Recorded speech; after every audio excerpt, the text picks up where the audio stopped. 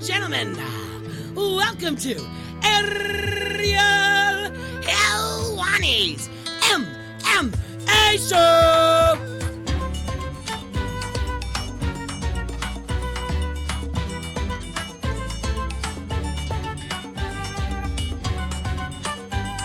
Back in your life on this Monday, April 29, 2019. Hello again, everyone. I'm Ariel Helwani. Welcome back to the program. Hope you had a lovely weekend. What an interesting one in the world of MMA. It seemed like almost every major promotion under the sun had an event, and a lot of things happened since we last spoke. Of course, big news as far as the UFC is concerned. Jack Hermansson, the Joker, the pride of not only Sweden, but now Norway as well, walks into a main event for the first time in his UFC career. 28 days after he submitted David Branch. 28 days. That's it. Walks in there against former Strikeforce middleweight champion Jacare Souza and beats him. Thoroughly beats him in the main event. All of a sudden, we have a new face, a new contender at 185 pounds, and I can't help but wonder if that was it for Jacare. Remember, last time he was on the show, he said if he didn't get a title shot after this event on April 27th in Sunrise, Florida, he was done. And guess what? He's not getting a title shot now. So what happens? What becomes of Jacare? Does he go down as maybe the greatest fighter in UFC history to never fight for a belt? I reach out to his management team. No word back just yet. Also of note, Greg Hardy gets his first UFC victory. Where did they find that guy? Dmitry Smolyakov. Where did they find him? I have no idea where they found him. You know exactly where they found him. They found him with the other beatable opponents out there. And there's nothing wrong with that, by the way. There's nothing wrong with saying we wanted a tune-up fight. There's nothing wrong with saying we needed to get this guy a W.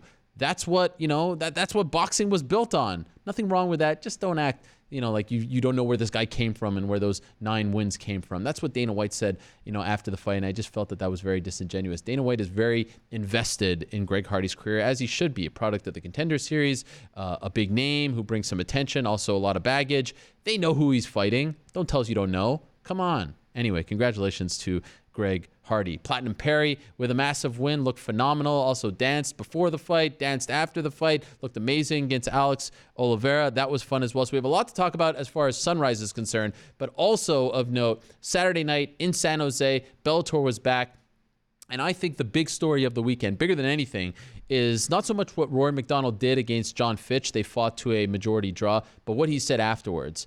And right now on ESPN.com, I'm doing this new thing where I share my thoughts on the week that was and the week to come in MMA. And I wrote a pretty lengthy thing on how I felt about Rory. I reached out to Rory and asked him to come on the show today after his comments about not being able to pull the trigger anymore and maybe not feeling it as much as he did in the past and not wanting to hurt people now that he's gotten a lot more religious. Remember, last time he was on the show, he talked about a lot of these feelings.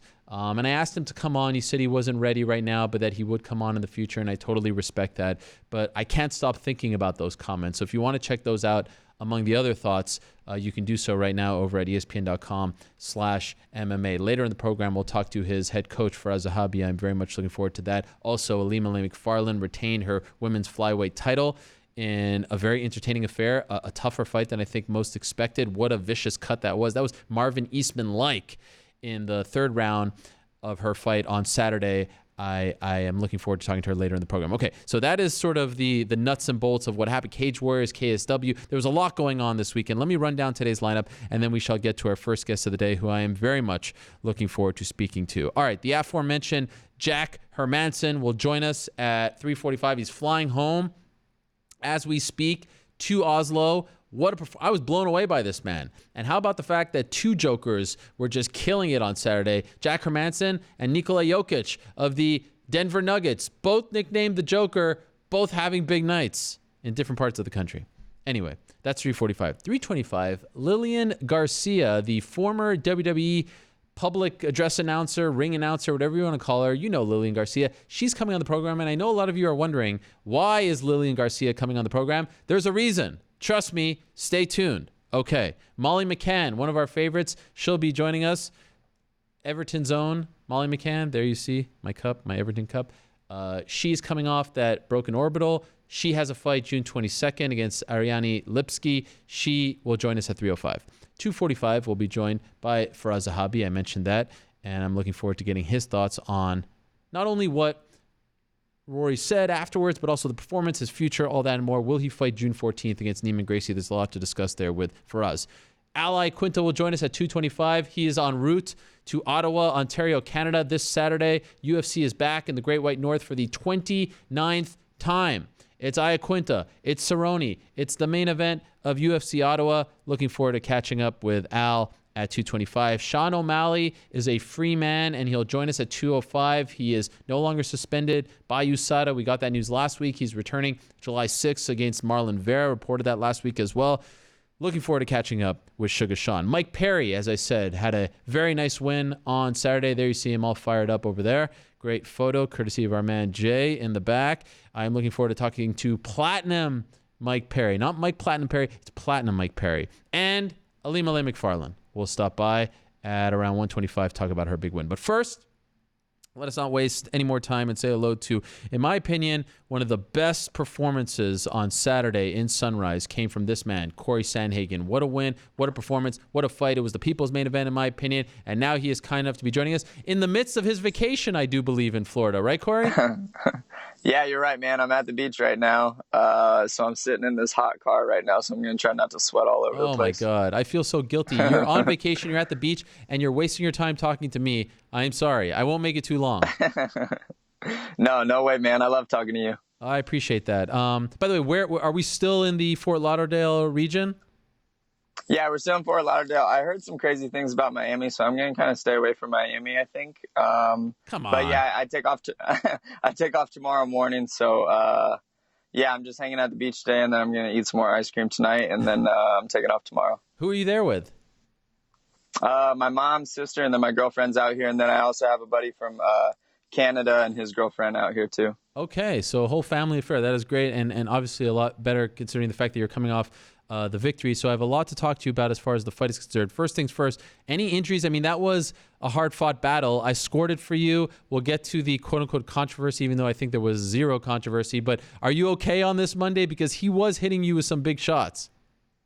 Yeah, he was hitting me with some really good shots. Everywhere on my head hurts, man. Like behind my ears, like my jaw's pretty sore, my temple's pretty sore. A few places on like the top of my head are really sore.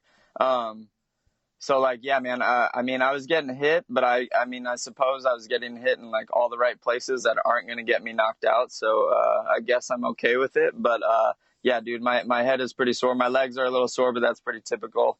But yeah, man, that's about it. I actually feel pretty okay. I mean, as good as I think you can feel after doing 15 minutes with John.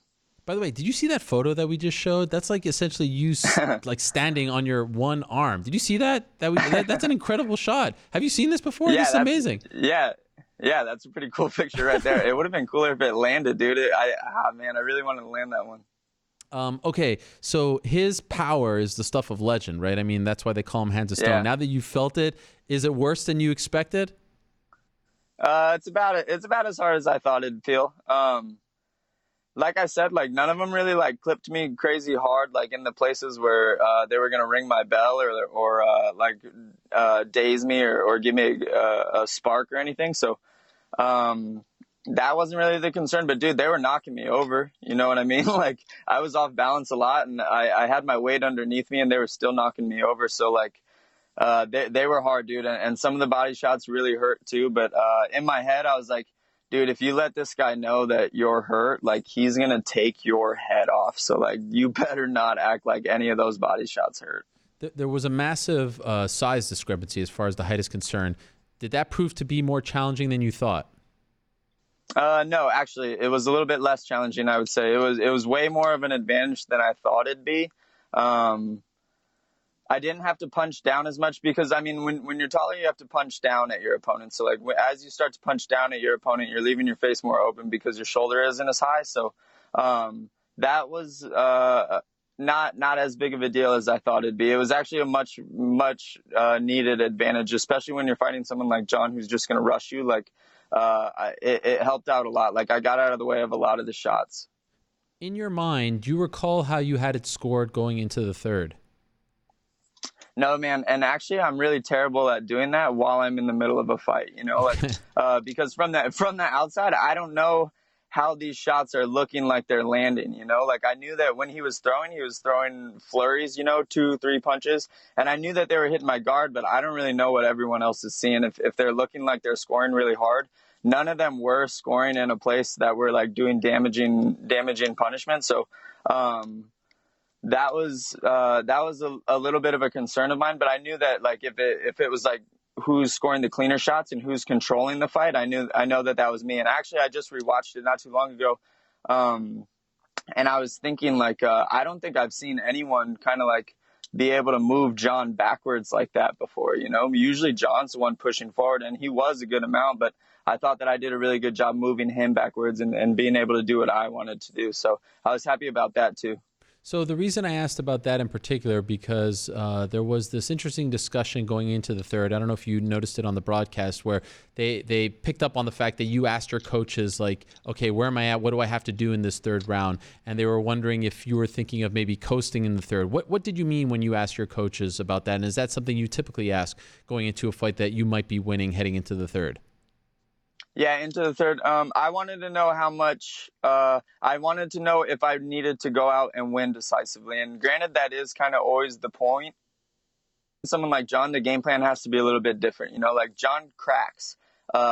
And in my head, if I can play it a little bit safer in the third round because I won the first two, then I'm going to do that against someone that's like John. If I feel like, and with John, man, you can't knock that dude out, man. Like I hit him with a couple overhands and a couple of those knees that were very, very hard and right on his chin line. So I was just thinking, I think I asked it a little bit more because I was going to shoot a takedown and try to submit him if the case was that I was down 2-0. So I wasn't really sure if I was winning, and that's why I asked that. But usually I go for the kill every round. But my thought process was, this guy is John Lineker. Like it's going to be a very hard fight to finish. But if I need to do that, then I'm going to go out and try to finish him. Okay, so again, I thought that you were winning the fight, en route to winning, but then I was like, oh my God, this is disastrous. In the final moments of the third round, it seemed like he had a pretty deep guillotine choke there. How deep was that, and how the hell did you survive? Because it looked like he was about to rip your head off. Yeah, Look at that. Picture is hilarious too. Oh my gosh. I was like, dude, I didn't even think that my neck could get that long. Oh. But it was tight, like right off of the bat. I have really good choke defense though, so I wasn't too concerned about it. I just put pressure in with my shoulder, and then it took a lot of the pressure off. I also felt his grip give a little bit, so I knew that he didn't have much left in him anyways. But dude, how about that nose gush, bro? What was that even about, man? I have no idea. All I remember is being in there, and then it just like flowed, like spewed out of my nose, and I was like, what? How did that even happen? Wow. So because he was squeezing so hard, your nose started, but it wasn't because of something else? Dude, literally no idea. I think that it was maybe I was breathing out of my mouth, and then I like adjusted it, and maybe I started breathing out of my nose, and in that I like spewed it out of my nose. I really have no idea, but Has that ever happened to you before? No, dude, never. I literally have no idea what that was. Wow. And did you have any idea how much time was left? Yeah. Right before that happened, I heard my coach say 30 seconds left. Okay. So yeah, I knew that there wasn't much time. I wasn't going to tap either way, but yeah, I knew that there wasn't much time. But are you, like, in that moment, do you recall what you're saying to yourself? Like, are you even talking to yourself saying, just hang on a few more seconds, this is going to end? Yeah, I was just going to ride it out. I knew that there wasn't that much longer. So yeah, I remember in my head being like, I mean, just ride this out. You got like 10 more seconds or whatever. It wasn't like choking to a point where I was like starting to have to panic. Okay. And I knew that I wasn't going to go out, so I was just going to ride it out. So you say that like in the midst of a fight, it's hard for you to score it, but you also said just moments ago that you've watched the fight. So now that you've watched the fight, how did you score it? I had me winning for sure. I think that there's definitely still an argument though, you know, and I try to see it unbiasedly as I can, and as realistically as I can. But I viewed that fight as like, you have an argument probably for every round, maybe me and John winning each one. But I think that overall in the entire fight, I was the one much more in control. I was the one, I think the strike count, I was much higher than him. So like overall, I think that maybe there was a little bit of argument for each round going in me or John's favor. But if you watch the fight in total as like a whole masterpiece, and I think that I won that fight for sure. So I scored it 2-1 for you, 29-28. I gave you the first 2 rounds, him the third. And then you get the victory. And all right, cool. You got the victory. I thought it was no controversy there. And then you're showered with booze. And in the moment, I have to say, I got really mad about this. Like nothing annoys me more in MMA than this. Hard-fought battle. Both guys went in there trying to win. It was not boring. Like, you both did your very best. It was close, ups and downs. In the end, one guy has to win. And here's the crowd. And I get it was a pro-Brazilian crowd, but come on. Like, you're having your moment. Be respectful, please. Like, if the fight sucked and you guys just stood there, okay, fine, you paid money. You paid money to watch people fight, and they fought their heart out, and it was a great fight. Why are they showering you with booze? It pisses me off, and I give you a lot of credit for not like screaming at them or telling them F you like Iaquinta once did. But in that moment, it seemed to me, even just based off your reaction, that you were actually hurt by the booze, that they caught you off guard and they bothered you. Is that accurate? Yeah, they did catch me off guard, man, because I fought as hard as I could that night, man. Like, I did every single thing that I could. And to be honest with you, like, I'm not a very proud person, but I was pretty honored, and I carried a lot of honor into that fight. And I did, like, the game plan went almost perfectly, about as perfectly as I can fight John Lineker. I mean, he's going to score his shots and he's going to rush forward as is. So I was very happy and I was very proud of my performance. So, like, when that happened afterwards, I was like, oh man, was it not what I thought it was? Like, I thought it was a good fight, and I think that that's what I was most hurt about. But also, I think more than anything, like, I know John was fighting hard. Like, I was waiting for this guy to get tired, and he wasn't getting tired, like, John fought with every ounce of him too, and I fought with every ounce of me. So, like, it kind of sucked. But like you said, man, it was a pro Brazilian crowd. Like, if that was in Denver, everyone cheers. I mean, it was in Fort Lauderdale, so everyone booed. That's fine. But in the moment, yeah, it kind of hurt a little bit, man. Like, I wanted to have a little bit more energy after that fight, and I kind of was, like, second guessing whether or not I even won. On the way to the back, like, were you bummed more than you should have been because of a great fight like that? Like, did it dampen your mood at all? No. I mean, I did everything that I could, and, like, win or lose, at the end of the day, as long as I do everything that I can to come up with that W, and I do everything that I can to perform at my best, like, I can sleep good at night knowing that, and that's exactly what I did, and I think John's in the same boat as me. Saw a great photo of you guys backstage afterwards. I love these. This is, like, my favorite thing of MMA, and especially using social media to put this out there. What was that meeting like after the fight? Yeah, it was cool. I don't know how much English John speaks, so it was a little bit tough to communicate him, but he looked at me, he said, good fight.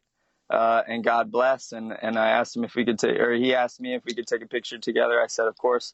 But I have, like, not enough nice things to say about John, man. Like, that dude, he was a really cool guy. He carried himself really professionally. Like, even when we were in the back right before weigh-ins, that was the first time we saw each other. We didn't see each other at the hotel, which always makes me nervous seeing someone for the first time, because I'm like, all right, how is this dude going to act? Am I going to have to, like, stand up to this bully or whatever? But I saw him at weigh-ins. I said hi to him. We gave each other a hug. He said, good to see you. And he's just a good dude, man. I really like John. I'm a big fan of his. That's great. And you could see that there was a mutual respect there, no doubt about it. By the way, speaking of tweets, I noticed you haven't tweeted since 2018. Why? Are you done with Twitter? Why the hiatus? What happened?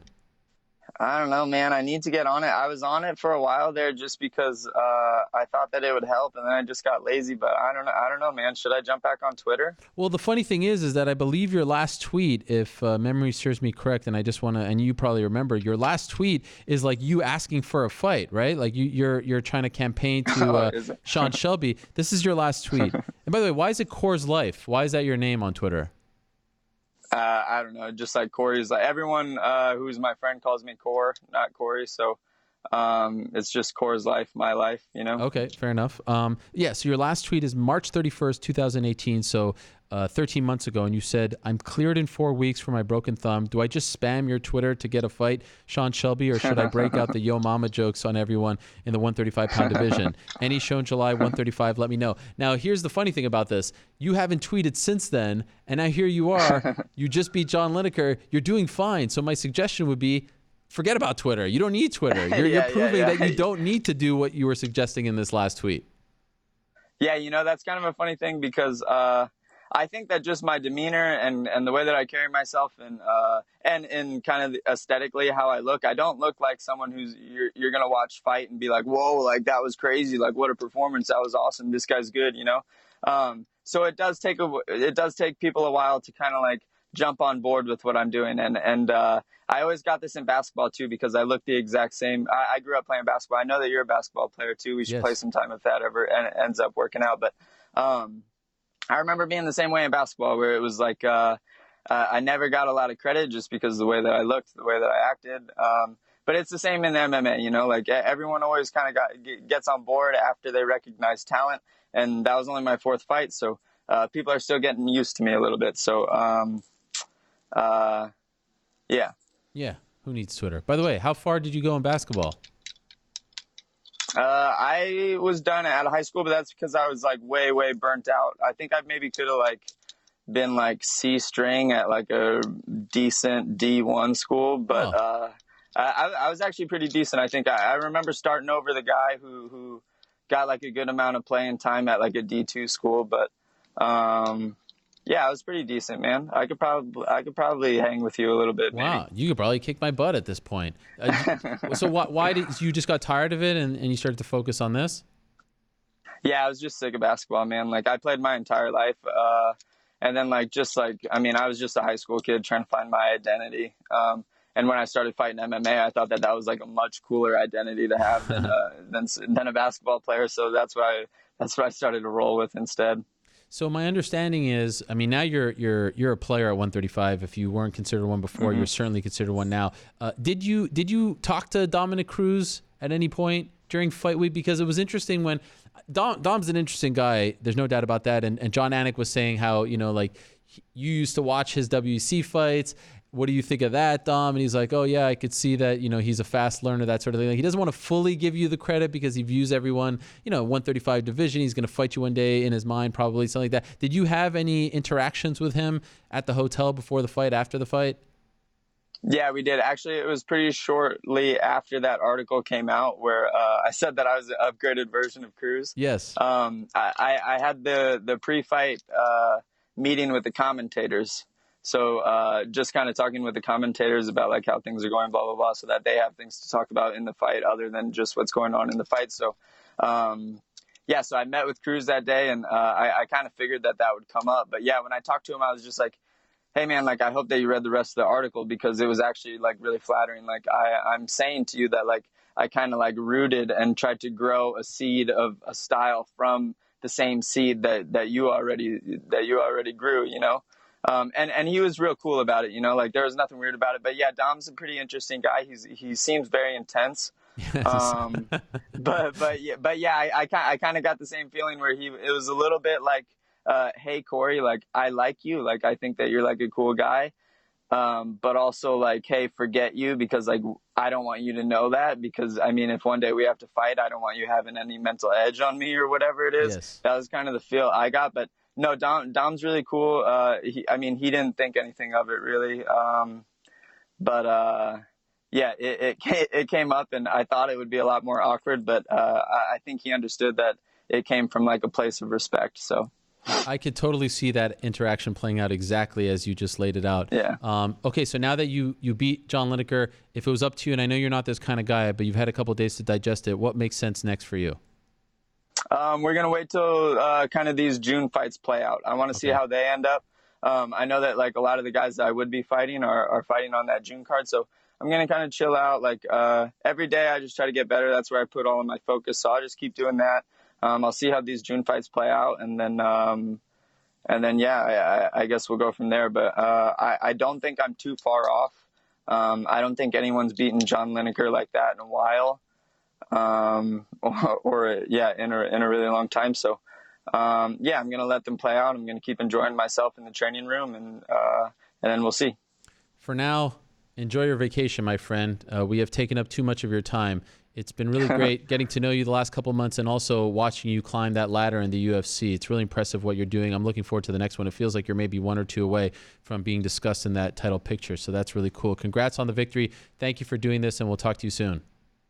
Yeah, cool. Thanks, Ariel. Job bless, man. All right, there he is, Cory Sandhagen, one of the all-time greats in this sport right now. And as far as his personality is concerned, he's that guy. You remember that didn't want us to use paper towels and was sort of Captain Planet, if you will. A great guy, great spirit. And I'm wondering, maybe if Peter Yan beats Jimmy Rivera, if that's a sort of number one contender fight after Aljo and Pedro Munoz fight later this year as well. So stay tuned for that. Great victory for him, 11-1 now as a professional. Okay, let us move along to our next guest. I talked about her at the top of the show. She is still undefeated. She is still the Bellator Women's Flyweight Champion. Hard-fought battle against Vita Arteaga on Saturday in San Jose. First couple rounds were a little tough, but then in the third, holy smokes, that elbow from hell just opened her up.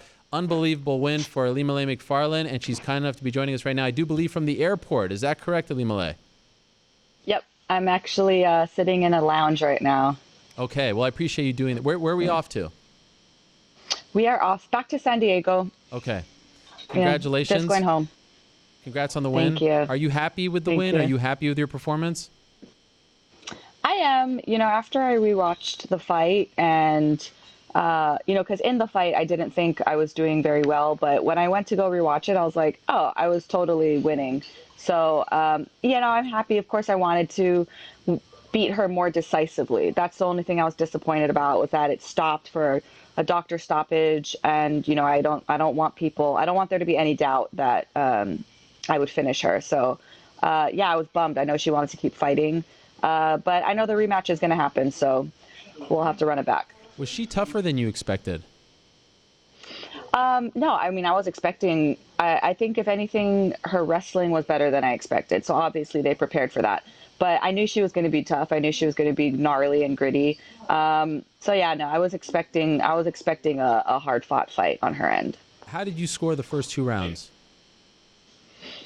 So I actually, I thought I was winning then. My corners, they told me in between rounds, they're like, okay, you're a little bit behind, but when I rewatched it, I was like, yeah, I thought I was winning. Even though my nose started bleeding in the second round, I thought I was still, I took her down and I was hitting her when we did stand back up. So I thought that even though the rounds were close, I thought that I did enough to edge her out.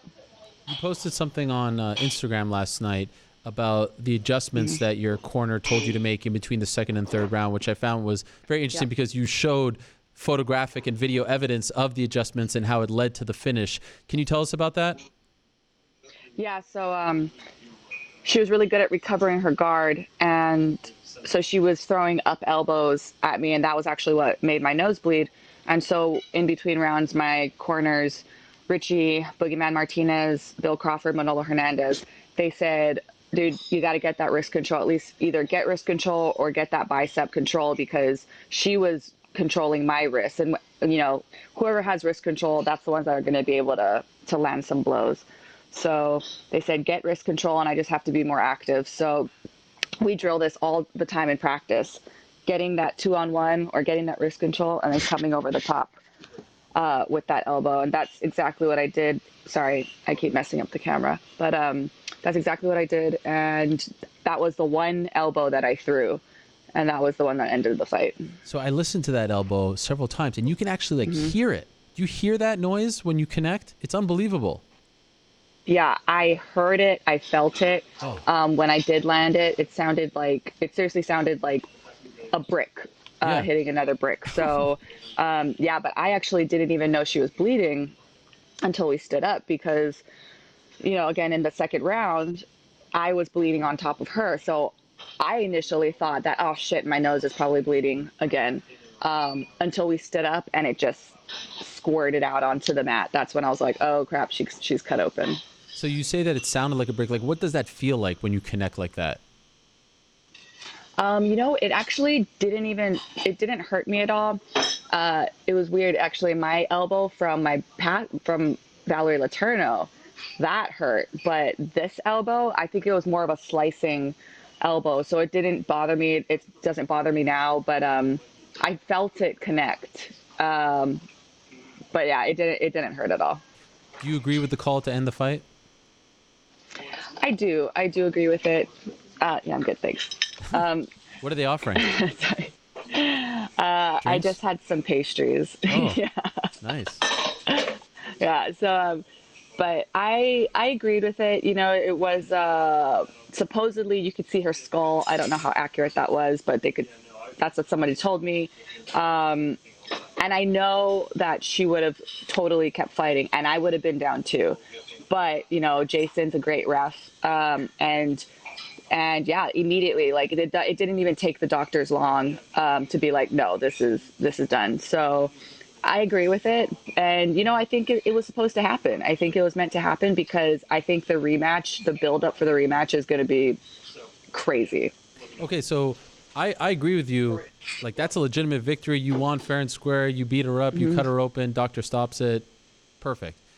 Why do you feel the need to give her this immediate rematch? Like, in that moment, why did you say that? Because that's legit. That's, to me, it's not controversial at all. Why do you feel like that has to happen?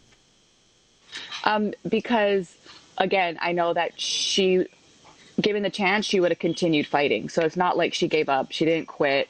You know, it's not like she tapped out. She wanted to keep fighting. I wanted to keep fighting.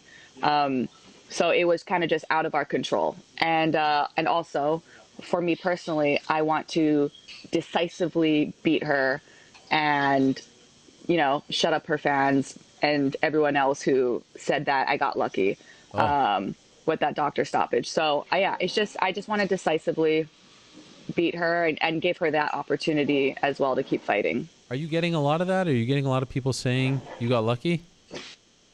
Not really. No.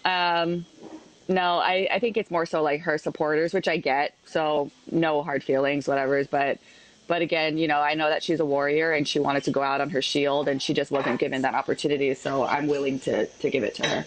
I noticed you're one of the fun follows on Instagram on Fight Week. Usually you're fun, but on Fight Week, because you really share your feelings on what's going on. And you mentioned, you talked about the stare down, how it was super intense, and how you didn't like that she said that she was going to finish. And this seemed like a different kind of fight for you. Like there was something deeper than just, okay, I'm going to go out there and fight another person, defend my title. What's the backstory there? Why were you feeling that way? No, it's just she's very intense, and I'm not used to that. Like normally, all my other opponents, we've always been really cool. Like obviously, we're not best friends during fight week, but like we're cool, you know. And there were several times when like we shared an elevator together, and it was just weird. And you know, she just seemed really not focused, you know. So again, I'm not taking anything personally, but like, yeah, she just wasn't smiling. Nothing, which is normally how I am. So we're just two different fighters fight week, you know. She's really intense. She's like punching herself in the face before the fight started. She's like screaming backstage. So I think that's why I was like, oh, this is kind of not what I'm used to, but whatever's. What about no afterwards? Hard feelings. Afterwards, did you guys share any moments? Afterwards, we actually ran into each other on the street, like at 3-4 in the morning. Oh wow! And it was funny. We were coming back from our respective after parties or after celebrations, whatever. And then so we saw each other, and she, you know, she was all stitched up. I didn't ask her about her head or anything, but we were just like, okay, good fight. And I asked her, hey, would you be willing to do a rematch in Hawaii? She's like, yeah, let's do it. I was like, okay, cool, let's make it happen. So I'll probably start trying to promote for Bellator Hawaii. Okay, is that the plan? Is that what you're being told, or is this just your idea? I heard rumors. I heard rumors about it. I think Scott actually mentioned it in the post-fight press conference. So, yeah, I'm going to start pushing for it. I would love to go back home for that rematch. Would that be a December thing again, or would you like to fight sooner? It doesn't matter. Whatever Bellator decides. I think the December timeline was successful though, because you know it's right when vacation starts. It's right after school, so everyone can stay in Hawaii for vacay. So but you know, whatever they want to do, I'm fine with that. Okay. First time you didn't smile in a face-off. Wow. Serious business. You usually smile. That says a lot. Really? Okay. Yep. I never noticed that. Yep. Okay. So that means. I'm always smiling. Okay. But you smiled afterwards, just not when you were squaring off, right? Yeah, just no. Yeah, and that was the first time that I've like actually stared into somebody's eyes. Normally I look at their mouth and I like to see if they're like twitching, but I was staring directly into her eyes. She has some pretty intense eyes. Okay. You also have been known for your walkouts now, so you followed up the last one in December with another one. This one was a little different. Can you explain the meaning behind it? Yep. So this theme for this fight was all about water and the Hawaiian wave. And, it was so cool because we were in the Shark Tank. So if anyone was there at the SAP Center, they call it the Shark Tank for their hockey team, San Jose Sharks. But it was cool because the graphics were like all underwater graphics. I had traditional or Native American women escort me out. They danced me out. There were 2 jingles dancers and then a traditional northern dancer, and they were all wearing blue to represent water. So it was really cool. It was like you were in the Shark Tank, And then even my theme for the weigh-ins, I was like a mermaid. So everything was just about water this time, and it all came together. It was really cool. So I can't wait to watch it on an actual big screen instead of on my little phone. And your mom made you the haku? The haku. Is that what it called? That's what you wear on your head, right, at the weigh-ins? Yes. And why was that so significant? Well, anything that my mom makes me, it always holds a lot of meaning. And she actually made it just with flowers that she found in her backyard up in Washington. She's been living in Washington taking care of grandma. And so she came down and surprised me, and she didn't even know what color my bathing suit was. But she ended up making this blue haku that matched exactly like my bathing suit. So it was just perfect. It was just another one of those little, signs of synchronicity. So it was really special. I love wearing whatever my mom makes me. Coming off the experience in Hawaii and how emotional it was for you and how exciting and all the attention that you received, how would you compare this particular fight week and the attention that you received? Like, did it feel like it was a little less because you weren't back home? Do you feel like you're a bigger star now because of what happened back in December? How would you describe it? I would describe it. It's just a different type of energy. It's a different type of excitement. I don't think it was like I tell people, I do not have the emotional capacity to do Bellator Hawaii for every single fight. It's just, that's not going to happen. It's just way too crazy, way too much. So I do like that, just changing it up, getting a different vibe and a different atmosphere. Fight week was also super mellow. Well, in terms of, compared to Bellator Hawaii. So it was nice though. I mean, San Jose has a really, really good vibe up here. I feel like it's Bellator's headquarters almost, so there's really, really good energy up there. So I actually enjoy, Hawaii somewhere else, if that's in the cards. By the way, what happened to your forehead? What's the real story here? Okay, so this right here, yes, I actually got in sparring. I scratched myself in sparring, and it was not even a bad scratch, but it's scarred and hasn't gone away. And then fight week, I was in this little bougie hotel in San Fran, and everything's smaller in San Francisco. And so when I went down to wash my forehead, it hit it on the shelf and just swelled up right before my photo shoot. So yeah, now I have, so I was complaining about this the whole fight week.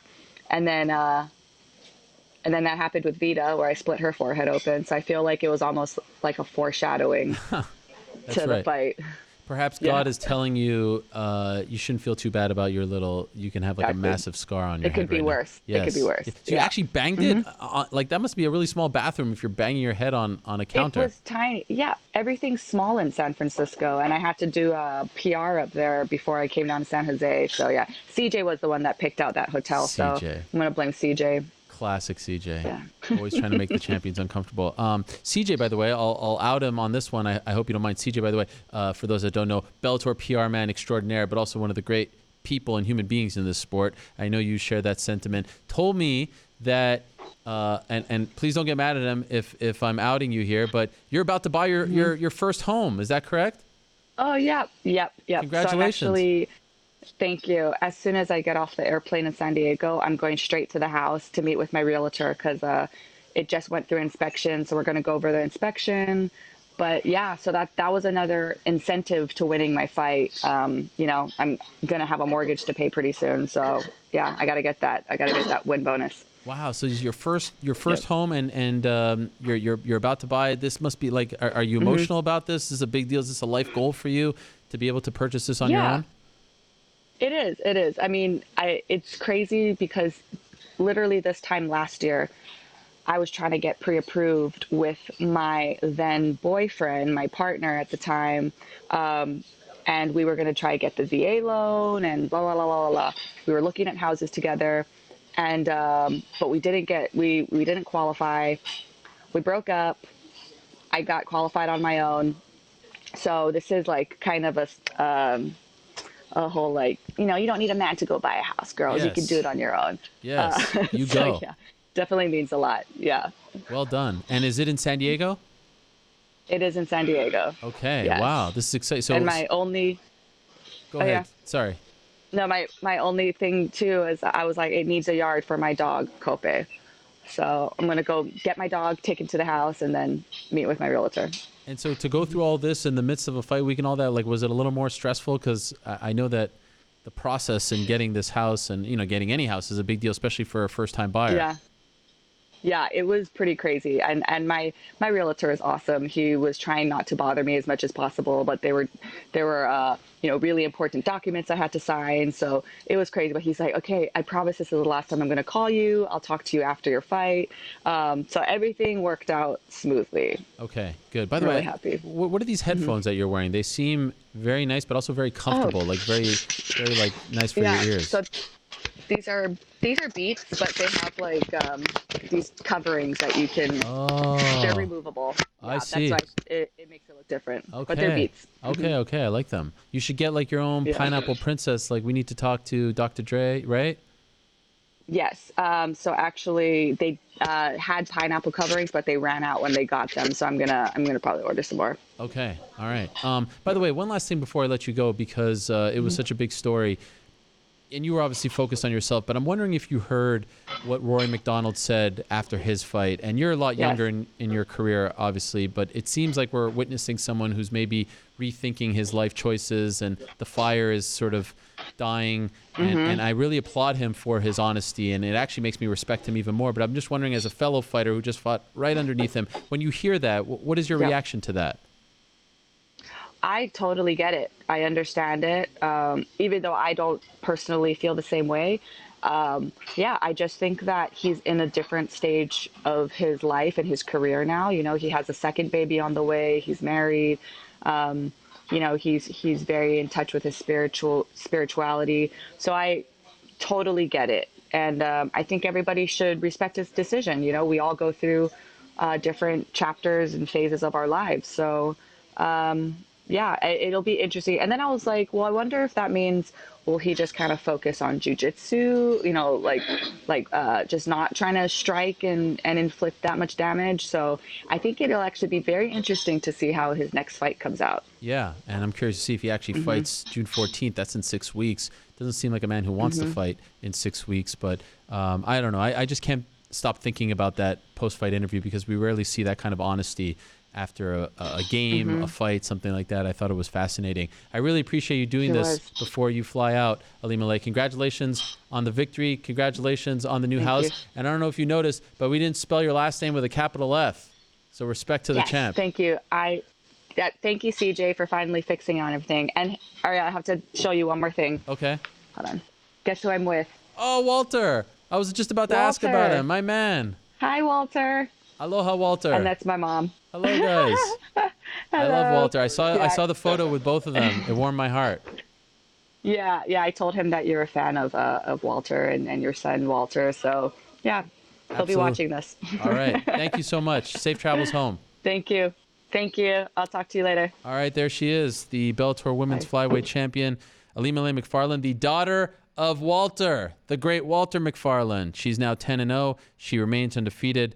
I'm curious to see if they will book that rematch. It seems like they will. Okay, now let's go back to Sunrise and talk about one of the great performances on that card. Platinum Mike Perry came out guns blazing. What a performance. He was dancing before the fight, during the fight, after the fight. There he is, the Platinum Man himself.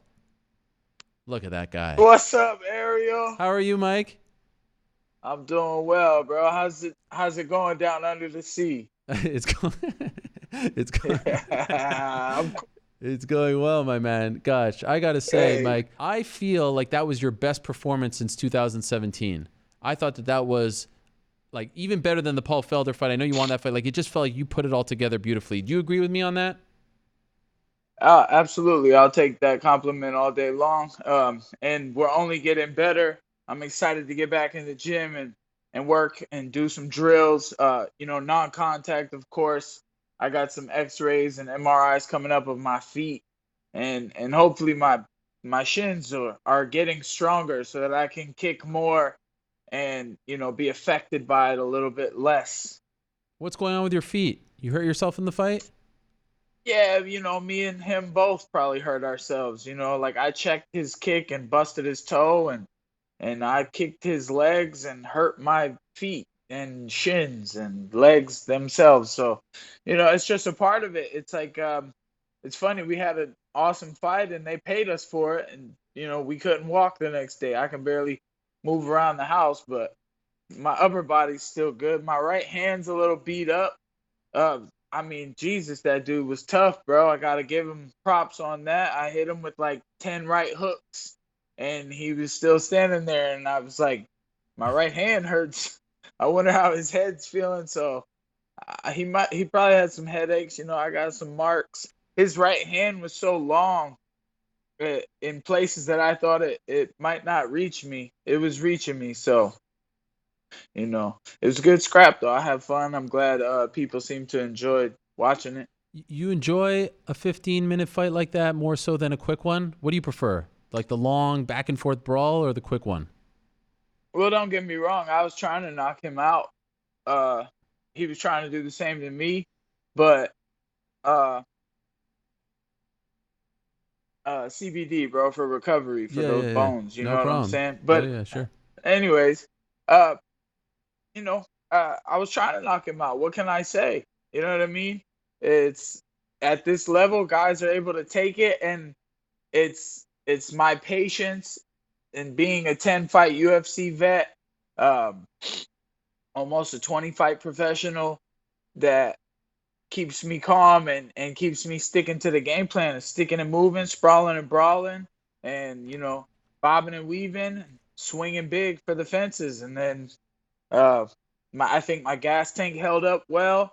I think I felt extremely strong and powerful in there in grappling exchanges, and I'm excited to get my grappling even better and get on that kebab shit.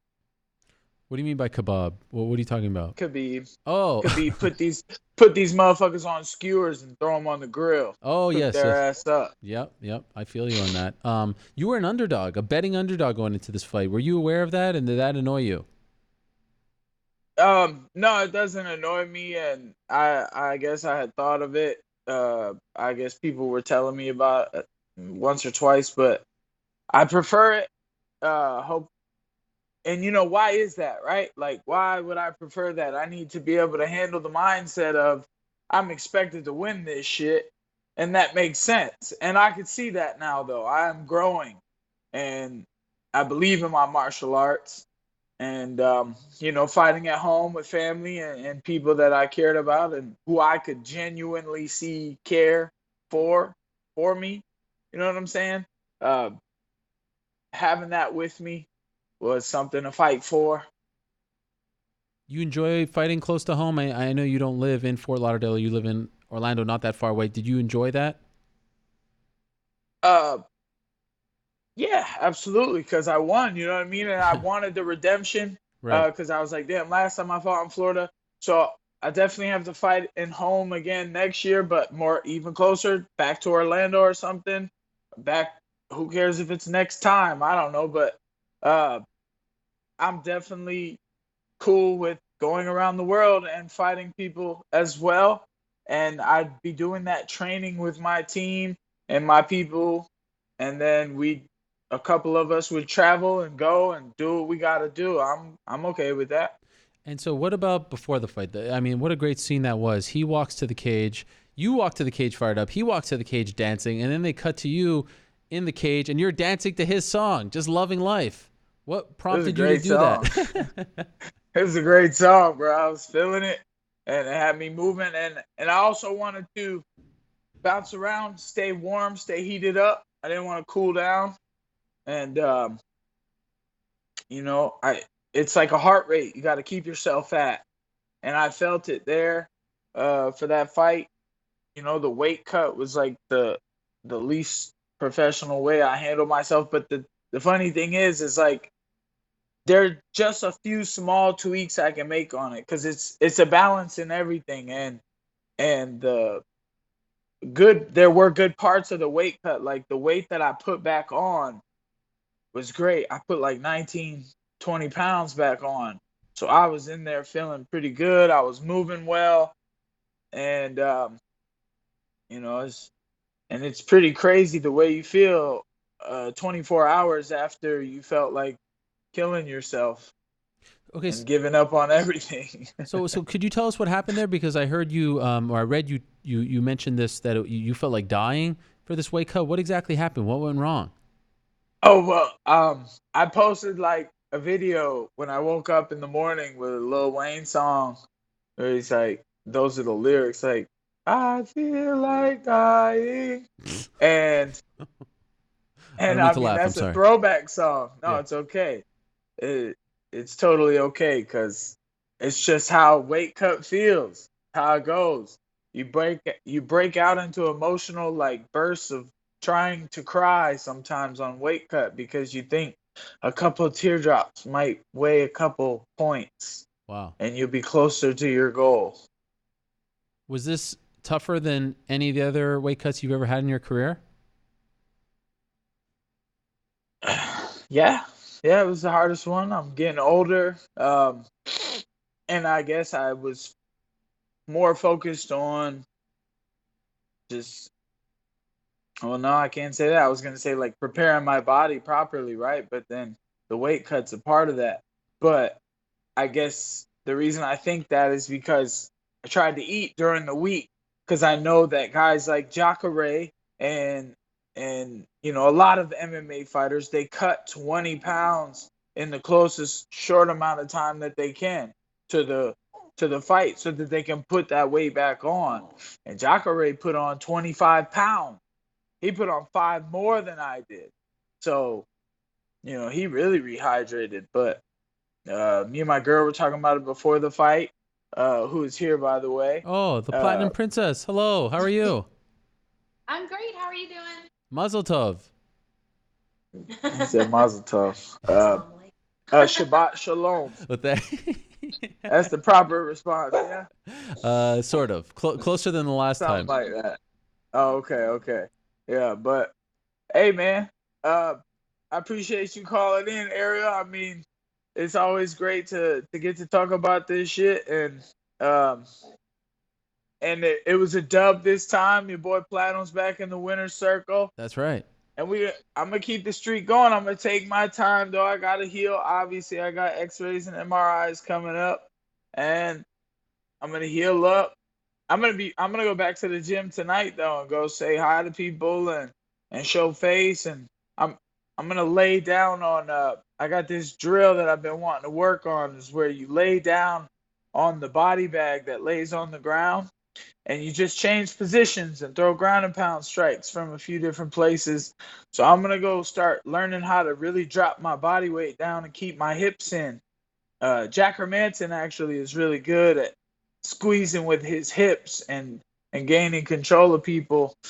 He couldn't do it to Jacare, who is a phenomenal grappler, but he was able to just outpoint him with the strikes.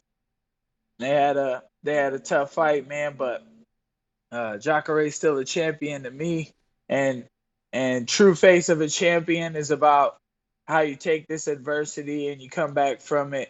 And through the things I've been through, it makes me feel stronger about myself that I came out and I fought a really tough Brazilian cowboy in there. I think that guy, his mindset was awesome. He was dancing. And I was thinking about this the other night. You can't. There can only be one alpha dog in the cage at a time. That's just true. one of them's going to lose and not be alpha. Can an alpha dog lose? I don't think so. I think it's whose mind ends up taking over. And my mindset took over in that fight when we would grab a hold of each other. He really liked the clinch position in other fights and didn't seem to in there with me. And I can't blame him, man. I got a lot of strength, and I'm looking to break that out on these guys. None of these grapplers scare me, and I'm grappling with some of the best guys on the planet. And that's why I'm excited to get back to the gym and do some drilling on putting my weight down in different positions. Drillers make killers, man, and I must be close to a killer. I like what my mom said. She goes, you just, that ref was close to getting in there a couple of times, but obviously Cowboy's so tough. But she said, you just save the knockout for the next one. So I said in the promo for this fight, I guarantee it's going to be time for a platinum knockout. And I got close enough where people are itching for one. I think now is time for a platinum knockout. Yes, it has been a minute. The last time I spoke to you, Mike, you talked about getting married and your life is back on track and you're back with the Platinum Princess. How much did what's going on in your personal life affect your performance on Saturday? Because you just seem like a happier person. Like I said, you really had a great performance in this fight. You seem to put it all together. Alex Oliveira is one of the best fighters at 170, in my opinion. How much did everything that's going on outside of the gym, outside of the cage, affect what we saw on Saturday out of you? Well, everything was great in life. I tried to. There's one thing that's funny is it's like I had like an argument with my pops because I tried to bring him out and have him come watch the fight, but it seems he can just never take it. He can never handle it. And me and Danielle went to a 24-hour fitness and we went to cut weight, and we cut the weight and I was still 0.4 over. Actually, I was 0.6 over, and it was like 7:30 in the morning. There was an hour and a half until we could step on the scales. And I was like, it was the fourth time in 24 hours I had worked out without having a drink of water and without really eating any food. And, I had recently had like this brain food that the UFC was helping out with. The UFC has made some great advancements in how they help us prepare with chefs and cooking and the food that is available to us. So kudos to them, man. Shout out for that. That probably helped me make it. And then, but so me and Danielle cut the weight, and I'm still a little over, but we're thinking I'm on, and we're walking back. And my pops had snuck up on us, and he runs up and he kind of jumps on us and pushes me a little bit. But like at that point, a little bit was like I was about to fall over. So I freaked out on him. Oh. I didn't know who it was too. And I ran up on him and I was like, I threw like a left hook to the body, but I didn't punch him. I just grabbed him. And then I picked him up twice. I picked him up and set him on his feet and picked him up and set him on his feet. And then when I let him go, he like almost fell over, and I had like the seat belt on him. Oh. And I was going to punch him in the side of his face. But I was like, no, you can't. It's your dad. And then he turned into me and like some stuff fell out of his shirt pocket. He's old. He still wears shit in his shirt pocket. And then I need him in the liver or I think it was the liver. He says it was the sternum. It was so accurate. Just a little knee. Yeah. He pissed me off, bro. Don't touch me during weight cut, bro. Nobody on the planet is allowed to touch me. We supposed to have security in the damn hotel who was talking shit the first day. They were like, hey, Mike, how you doing? And I'm walking outside to go get bags, and I'm like, good. And I just kept walking. And then Danielle's like, how you doing isn't the best weight cut question. She said to me that the security was telling her, oh, well, we're here for his protection. Tell him to calm down. Oh, yeah, that's fantastic. You're lucky I didn't fucking hear you, buddy. way to tell your security, way to tell a UFC fighter you're here to protect him. But then when my pops runs up on me, there was nobody to stop this motherfucker from jumping on me and then protect him from me. I'm in the savage mindset, and my pops just didn't seem to understand that. And I tried to get him come back, like, yo, come get these tickets, bro. Come get these tickets, man. And he wouldn't do it. He was crying about it because I yelled at him, and he was being a little pussy about it. And now I tried to talk to him after, he's giving me shit. So this is my point. It's like, man, did him coming around pissing me off help me?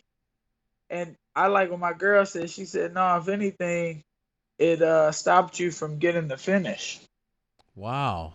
I was not expecting that answer because we spoke about your dad last year on the show and the relationship that you've had with him over the years. When was the last time that you saw him prior to this? I had recently went to Tennessee and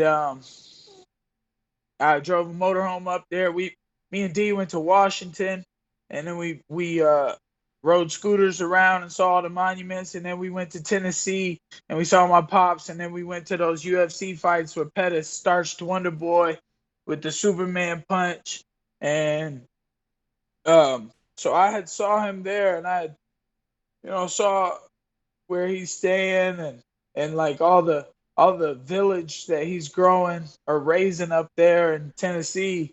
These kids were living wild. We were out there having a campfire in the front yard, and I had told my pops, that maybe I had saw some things wrong back in the day about what type of the way that he went about things, and he was raising some crazy little monsters up there. Those kids were wild as hell. They were jumping and kicking each other in the face off of the porch, and they were fighting out front. They were giving me a show when I showed up in town. And, so I had told my pops, like, maybe I saw things wrong. But the way that he was, I just feel like, no, I was right, motherfucker. I was right. I don't got room for people in my life who make me feel like I want to beat the shit out of them. The people around me know to, like, at least a physical boundary. Don't touch me. Like, that's a physical, that's an actual, like, boundary. Like, just don't touch me. There's a force field there that you can feel. Yeah. And don't fuck with me. You can joke with me all the time, and Danielle loves to play mind jokes on me. She gets me mad with those, but I know that I can't get mad at mind jokes. Sometimes I still do, because she just tricks me. She mentally tricks me sometimes, and I'm like, man, I'll just beat your ass, but I don't. Yes. I can say that to anybody on the planet. Right. Fuck you, I'll just beat your ass. Fuck it. Let's go. But I get paid too much money to let these hands go. And that's what's good about the gym too, is that if I feel like that, I just go to the gym and actually put gloves on, try to beat somebody's ass and let my emotions out. I noticed after the fight, Mike, you mentioned Darren Till. You guys have been linked in the past. Were you saying that you would like to fight Darren Till? I mean, he's got some things going on, it seems. I don't know if you noticed, he deleted all his social media. So I hope he's okay. I reached out to him but didn't hear back. But is that what you were saying? You'd like to fight Darren Till next? Yeah, I want his spot in the ranking system. Okay. I believe he's still in top 10. They should definitely let me make a jump. And I mean, they let Hermansson just fought Jacare for a jump in position. So sure. I'm going to need to fight somebody who's about 8 positions above me. Something like that. 6 to 8. Something like that. Let's go. Let's make a jump. I don't care, though. Let me heal up. They already know I got to heal. Yeah. You got to walk before you can run, and I'm barely walking. So I'm limping, hobbling around. So let me walk a little bit, and then I'll be ready to fight. I got this urge to work, so I'm feeling good. And I'll fight him, and just because it makes sense. And what, they ain't got bond over there? You ain't out on bond, nigga. You can't work on bond. You can't. You out. You gotta be out. If you deleted your social media, you out of jail. I hope you out of jail. I hope you bonded out and you get this shit taken care of. But like, you gotta be able to work on bond, bro. You make too much money. The government gotta let you work. The government all about the money. So like, let this man work. All right. By the way, Colby Covington was on our show last week. He said that it was going to be your last fight, that you were going to go fight for the local scene. I will rip his head from his neck. And like I said, I keep saying this. What's he going to do? Lean on me, lean on me, lean on me. You can't lean on me hard enough. You ain't no truck. And I will hit you if you're that close to me, trying to lean on me. I will hit you. And I will poke you in the eye. The ref better be watching. And I don't care. I sure don't. Did you see him there? He was there. I didn't see that bum. I didn't see nobody there. All right. By the way, congrats on the new deal. Why did you decide to re-sign instead of fighting out the deal?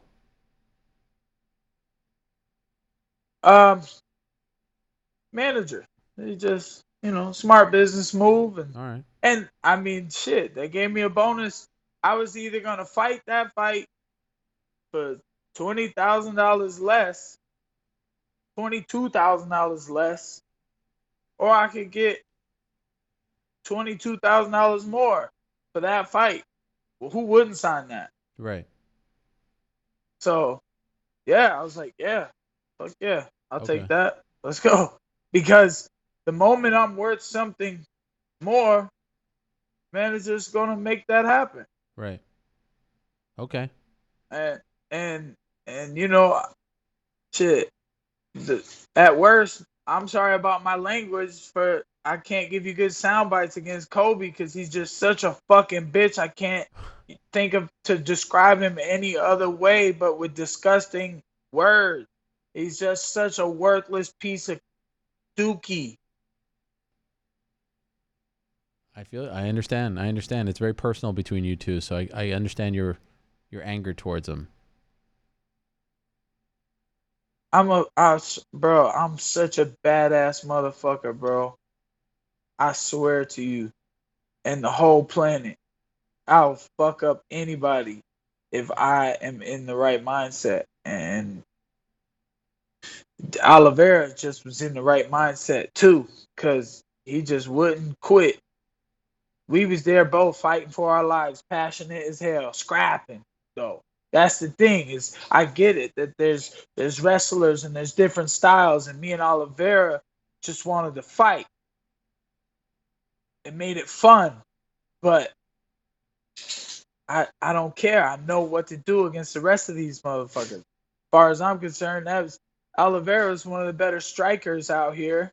His ability, he's like a leopard in there. I've watched the fight on the app, and he's just so tall and lanky and fast, and I mean, so quick, bouncing around, spinning, throwing hook kicks, and it looked like he worked on his cardio. They knew that might be an issue, and we broke out of the clinch a couple of times, and the way that he moved around and was spinning, throwing those hook kicks, yeah, at points in the fight, you got to take breaths. You got to take a second to yourself, and he may have done that the wrong way, or it was just my pressure caught up to him, and I was able to start laying into him on the side of the cage.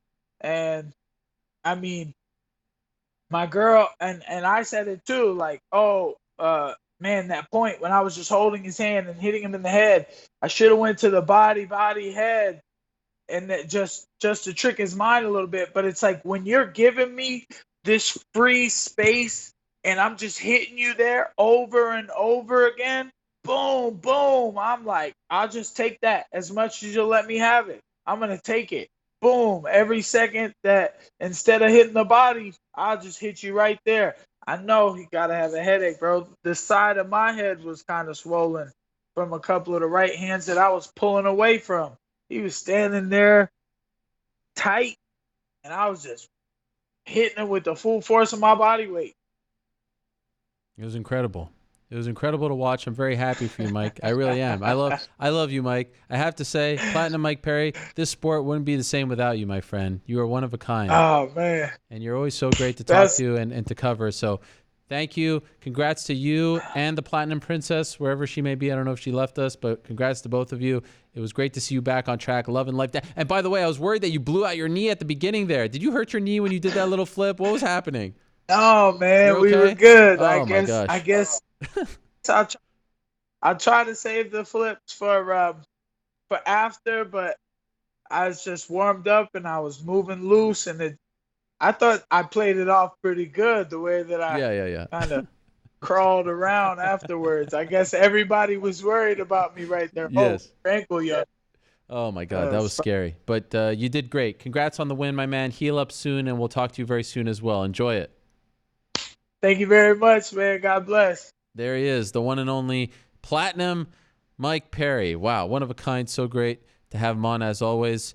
Congrats to him and the team on the victory. All right, like I said at the top, big news last week. Sean O'Malley is a free man. The Sugar Show is back, and it rolls through Las Vegas again on July 6th. He meets Marlon Vera. There's a lot to talk to Sean about. We haven't spoken to him in quite some time. Let's not waste any time and say hello to the one and only Sean O'Malley. Sean, how are you? What's up, Ariel? It's good to talk to you, my friend. It has been a while. Okay, so there's a lot to get to here. And by the way, sorry for keeping you waiting. Mike likes to talk a lot. He was very excited over there. I don't know if you heard any of that, but that's okay. Yeah, he was pumped up. Okay, so congratulations. Are you happy, all things considered, with the way things turned out with USADA? Yeah, I mean it is what it is, but it happened. It's over with, and that's kind of the common question I get asked about is the whole USADA thing. So I've been talking about it quite a bit, but yeah, I'm glad it's over with, and I'm back on I'm unsuspended, and I can book a fight, and I already booked the fight, and I'm ready to go. Could I ask? So you haven't fought in 13 months now, right? And I know you had two surgeries, right. your hip and your foot, but then you had to deal with this as well. How would you you were on a rocket ship? You were you had all this momentum, and it will pick up, no doubt, come July when you fight. But to have it stop the way it did because of the injuries, because of this, how would you describe mentally the last year in your life? Yeah, I had a good momentum going there. I'm going into that last fight. I was supposed to fight El Teco, and I had known I needed hip surgery. I had a torn labrum, which I think a lot of athletes do, but it was to the point where it's I couldn't really train too much. So I got a cortisone shot, and I was going into that fight.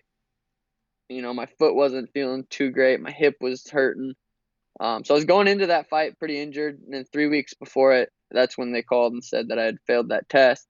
So I just find the positive in it, and I might have went in, broke my foot, tore my hip worse, been out longer. So I'm just trying to keep a positive mindset about the whole situation and look at it, as it might have been a better thing for me than to go in there and re-break my foot and tear my hip more. So, but as far as the momentum and the hype train, it's still there.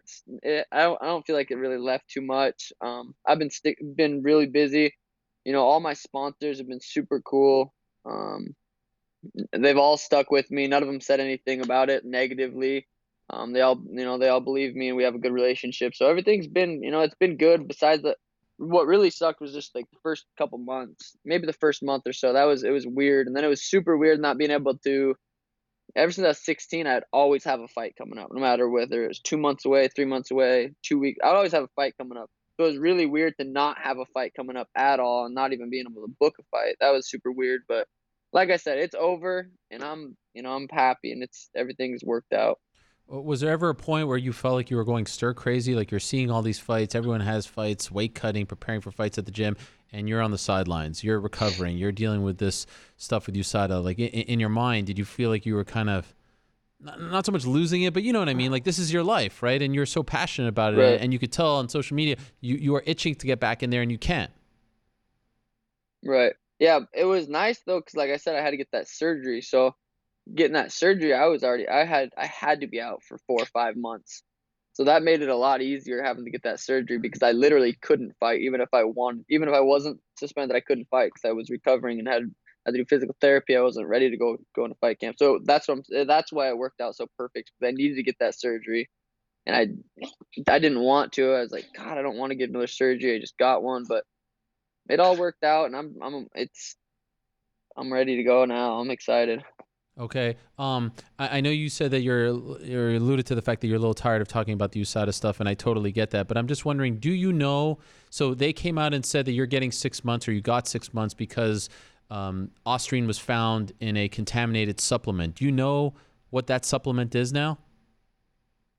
No, that's the thing about, I think a lot of these, I think they announced four or Yeah. five UFC fighters, and Yeah. I know of a couple more that haven't been announced yet, or they're still going through the thing, that we tested all of our supplements, and none of us found anything in any of our supplements. I can't talk for everyone, but I know of 2 or 3 people in the UFC that tested all their supplements as well as I did, and they didn't find anything. And it's not even just the UFC; it's all the sports are going on that people are testing for that stuff. And I remember it said, I think I said it on your show, that it was right after, and I was talking about it. I said, I hope that doesn't happen to anybody in the UFC. No one, like, even if they're talking shit, I hope it doesn't happen to them. Now, I hope it happens to those motherfuckers, because that shit sucks. And I still hear people talking shit, saying I'm taking shit, and there's no way possible that you can test for something that you didn't take on purpose. So all those guys that are still talking shit, I hope they do, and not in a bad way, just in a way that, open their eyes a little bit to fucking, it can happen, and it did happen, and it's happening not just to me but a lot of other people. I just happen to be the name that sticks out because of the following I have, and that's why I keep getting asked all the question. But it's not just happened to me, it's happened to a lot of people. I just happen to be the guy that keeps getting asked about it, and that's fine, but it happens. It did happen, and it did happen, and it sucks. But Who's throwing shade? Let's name names. Who's I've seen throwing a couple shade? I've seen a couple guys in the UFC. This one guy I'm not gonna give him no credit, but his motherfucker keeps talking shit, and I didn't know. I just seen his name keep popping up. I didn't know he was in the UFC. He has like 800 followers or something. I didn't know he was in the UFC, but he keeps talking shit on Twitter. I don't comment on it, because if I do, then it'll give him that little victory, like, I finally got a response out of him. But I'm not gonna throw out no names. They don't deserve it. Okay, fair enough. And it happened twice, right? I didn't know that. I thought it just happened once, but it actually happened twice. Once in September, once in December. Tested right after I got tested, and they said it was the same. They said it was a Right. lower amount, and it hadn't Yeah. been the same. But I is don't that know. scary for you? Like, are you afraid this is going to be something that's going to be in your system, like it's going to keep coming up?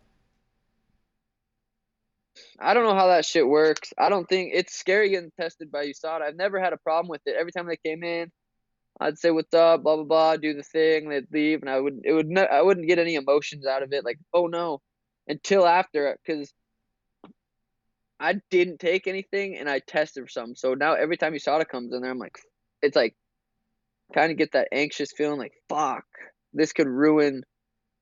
I might not be able to fight, because when they called me, I was 3 weeks out from a fight, and I'm like, well, I'm gonna be able to fight. I didn't take anything, and it shows that, like, the amount was so small, it shows I didn't take anything. Like, no, you're not fighting. So it is scary getting tested now. It's like, fuck, it's more anxious, kind of like this. It's just, it sucks, but it is what it is. I'm all for USADA. I'm pumped about, like, I'm glad they test us for steroids, all that shit. 'Cause I don't want to be fighting no one that's on shit. Um, I I think I totally agree with USADA as far as the fighting clean, and yeah, I don't know. I maintain, though, that the way you handled it, I mean, as good, if not better than anyone in this game. Like, you came out, from what I understand, like, they didn't ask you to come out. No one told you to come out. You came out, you got ahead of it. Everyone was wondering what was going on. It was obviously a difficult situation for you. That was a massive card. That was the Khabib Conor card. And you came out and you were very upfront about it all. And so that alone, I think, should tell people a little bit about what's going on here, because if you have something to hide, you're probably not doing something like that. So I think it's important to give you props once again, as I did back in October, because the new USADA rule doesn't mean you have to come out. You could have waited. Like, we didn't know, like, not throwing any shade, but we didn't know about Nico Montano. We found out in that same press release. You came out and told the world beforehand. So I think you deserve a lot of credit for that. Yeah, it sucks, because, like, I knew 3 weeks out that they still had a test sample B, and there was a millionth of a chance that that would be that it would say a different side to it. So I was still holding on to that, but I knew 3 weeks out before the fight, like, that I probably wasn't gonna be able to fight. but they weren't gonna. And then they said they weren't gonna announce anything. And I'm like, what the fuck? I gotta tell these fans. Everyone's hyped about my fight, like jacked about my fight, and I couldn't just not say anything. Like I was, I do this sport because I fucking love it. And now that I've gotten a fan base and a following, like that's another huge reason why I still do this and want to do this, is because of the following I have and the people that, so I had to let them know what was going on. And I think my true fans know I didn't take anything. But there's still those fucking dildos on social media that'll get your emotions roused up. It's funny, 50 good comments and then there's that one negative comment that you cling on to. So I'm getting better at not reading comments. And you can say that they don't bother you, but they do. It's fucking annoying. It's like I'm trained. This is what I'm pouring my entire life into, and for that to happen, and now everyone's, oh, you're a cheater, a PED user, and all this. You're on steroids, and it sucks, but that's just fucking humans. Yes, I agree with that phenomenon as well. I know it very well. You could get 99 glowing comments, get one bad one, and for some reason we get fixated on the bad one. I don't know what it is. It sucks, but it's I guess it's human nature. Did you even watch that card? Like, were you able to watch it, the 229 card, knowing that you could have been on it and featured and all that stuff? Yeah, I remember I said I was gonna go. Yeah. Gonna go and just kind of be out away from it. I actually did. One of my sponsors, my parents still went to Vegas because I was supposed to fight, so they had all their hotels, everything. They were still going. They're like, oh, we'd love to see you. I hadn't seen them for a while. And I was like, all right, I'm just going to go tough it out. And then I was going to leave Friday night. And then one of my sponsors was there, said, hey, I got 2 tickets if you want to go. So I was like, oh, you know what? Don't be a pussy. And I went. And it was fun. We had a lot of fun. It was weird watching, knowing I was supposed to fight. I was like, fuck, it sucked, but it was fine. Okay. And I'm happy that you did that. I think it's good. So now you're coming back July 6th in Vegas again. Massive card once again, International Fight Week against Marlon Vera. Why him? Do you have? I mean, this is a big fight. This seems like everyone. I was seeing the comments. Like everyone feels like this is a proper step up, a nice step up. He's looked good. How do you feel about this matchup? Yeah, my manager said, text me his name. I know who he is. I've met him once. He's actually a cool dude. I met him once. I met him. He was cool, and now I'm on social media saying I'm gonna knock him out. That's just how the fight game works. It's not like I don't like this guy. I don't mind him. I can still say I'm gonna go knock him out and beat his ass. But yeah, they asked me him. I went back, watched a couple of his fights, and when I watch someone fight, I can kind of get an idea of how the speed, how fast, slow they are. He looks slow. He looks like he's just. I feel like I'm gonna be on another level of speed in there, just like I am every time I get in there. Same with Soccer Mom. I felt like I was just too fast. I don't think he hit me one time on the feet. I think the only time he hit me is when I broke my foot. But so I think it's gonna go something like that. I think I'm gonna be in there moving around. He's not gonna be able to hit me. Get frustrated with that, not know what to do, try to take me down. So that's kind of how I see that fight going out. I think I'm gonna be too fast for him and put him away. I think it's a perfect matchup for me, and I'm super excited to be able to get this matchup coming back. A couple of weeks ago on the show, we had Brandon Davis on. He was calling you out, saying that he wanted to fight you. Was that fight ever in consideration? Ariel, I've been called out by, I think, 7 people since I've been out. 7, I've counted. 6 or 7. I've been called. I don't know. I can't only fight a couple times a year. Well, right. I need to stay healthy. I need to get through this fight. No bullshit. And stay healthy, and I'm hoping I can fight at least 3 or at least twice by the end of the year, hopefully 3. Wow. But I'm sure I'm gonna fight all these dudes. Like I said, I've been called out by 6 or 7 guys since I've been out, and that's good. They should be calling me out. I mean, it makes sense. But so as far as all the guys that called me out, no, I haven't really looked at any of them as a serious matchup. Because I was suspended the whole time. I can't say, oh, I'm gonna fight him. I didn't know when I was going to get unsuspended. It could have been a 2-year suspension. So I wasn't even thinking about fighting any of these dudes. And then I had known I was fighting Chito for a couple weeks before it got released. So I was kind of just planning on fighting him. Okay. But you should take that as a compliment, right? I mean, the fact that Michael Bisping was like that. Like, everyone wants to fight the biggest name in the division. Obviously, the champion is the guy everyone wants to eventually fight. But if you're not a champion, you're getting called out by 7, 8 guys. That's a compliment to you. Yeah. You view it as such, right? Like Tim said, right. I'm 24 years old, and I'm getting better fast. Like every fight, you can go back, look at my Alfred fight, Terrion fight, Andre fight. Like I'm improving fast. So these guys calling me out early is probably pretty smart for them. You know, they're not going to get the best sugar, but they'll all get it eventually. I'm 24. I got 10 years of fighting left. I'm sure we'll fight all those guys. Any concerns about ring rust on July 6th? No, I don't think so. I mean, I've been sparring in the cage at the lab. We do our sparring, and it's that's like fighting in it's like that's like a regular fight. So I've been getting back in there, doing my rounds. And then it's a performance in there. It's fighting, but it's also a performance, and that's what I do best is performing. And I'm really good at fighting, so it's gonna be it's a good combination for me. Speaking of the lab, how about the face of the lab? Who's this? Who's this little guy or girl? It's Kush. Kush, what's up? Girl or boy? Kush and Pete. Oh, wow. You got a whole party there. Yeah, my dudes. Just chilling. What we're saying. By the way, what are we playing these days? Fortnite still. Still? Just always. You're not bored of that? Yeah. Well, I've been cutting down a lot. The reason I used to play 6 hours a day at least when I was going up through my surgeries and my recovery because I could only train once a day. So I was still grinding on Fortnite. Lately, I've been playing 5 days a week, a couple hours a day. That's about it.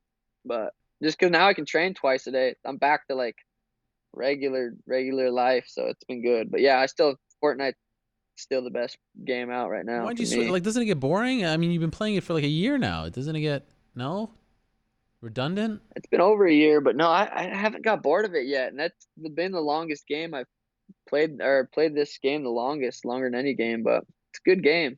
Wow. Okay. Well, I hear it's a good game. I never played it myself. I don't know if you know, a friend of mine, Ninja, we're friends. I went to his house. You know about him? He's very good at Fortnite. Oh, yeah. Ninja, he fucking shot me in the head one time at there was this Pro-Am tournament. It was 50 pros, 50 celebrities, and then we had a duos tournament, and he killed me. It was sweet. That's my guy. If you ever want to talk to him about tips or anything like that, I could probably put you in touch. Thank you, sir. If you want, there's no pressure or anything like that. And okay, so I was gonna ask about the lab, the face of the lab, Benson Henderson. Did you see his fight on Saturday? That was a great fight against Adam Piccolotti. Did you watch it?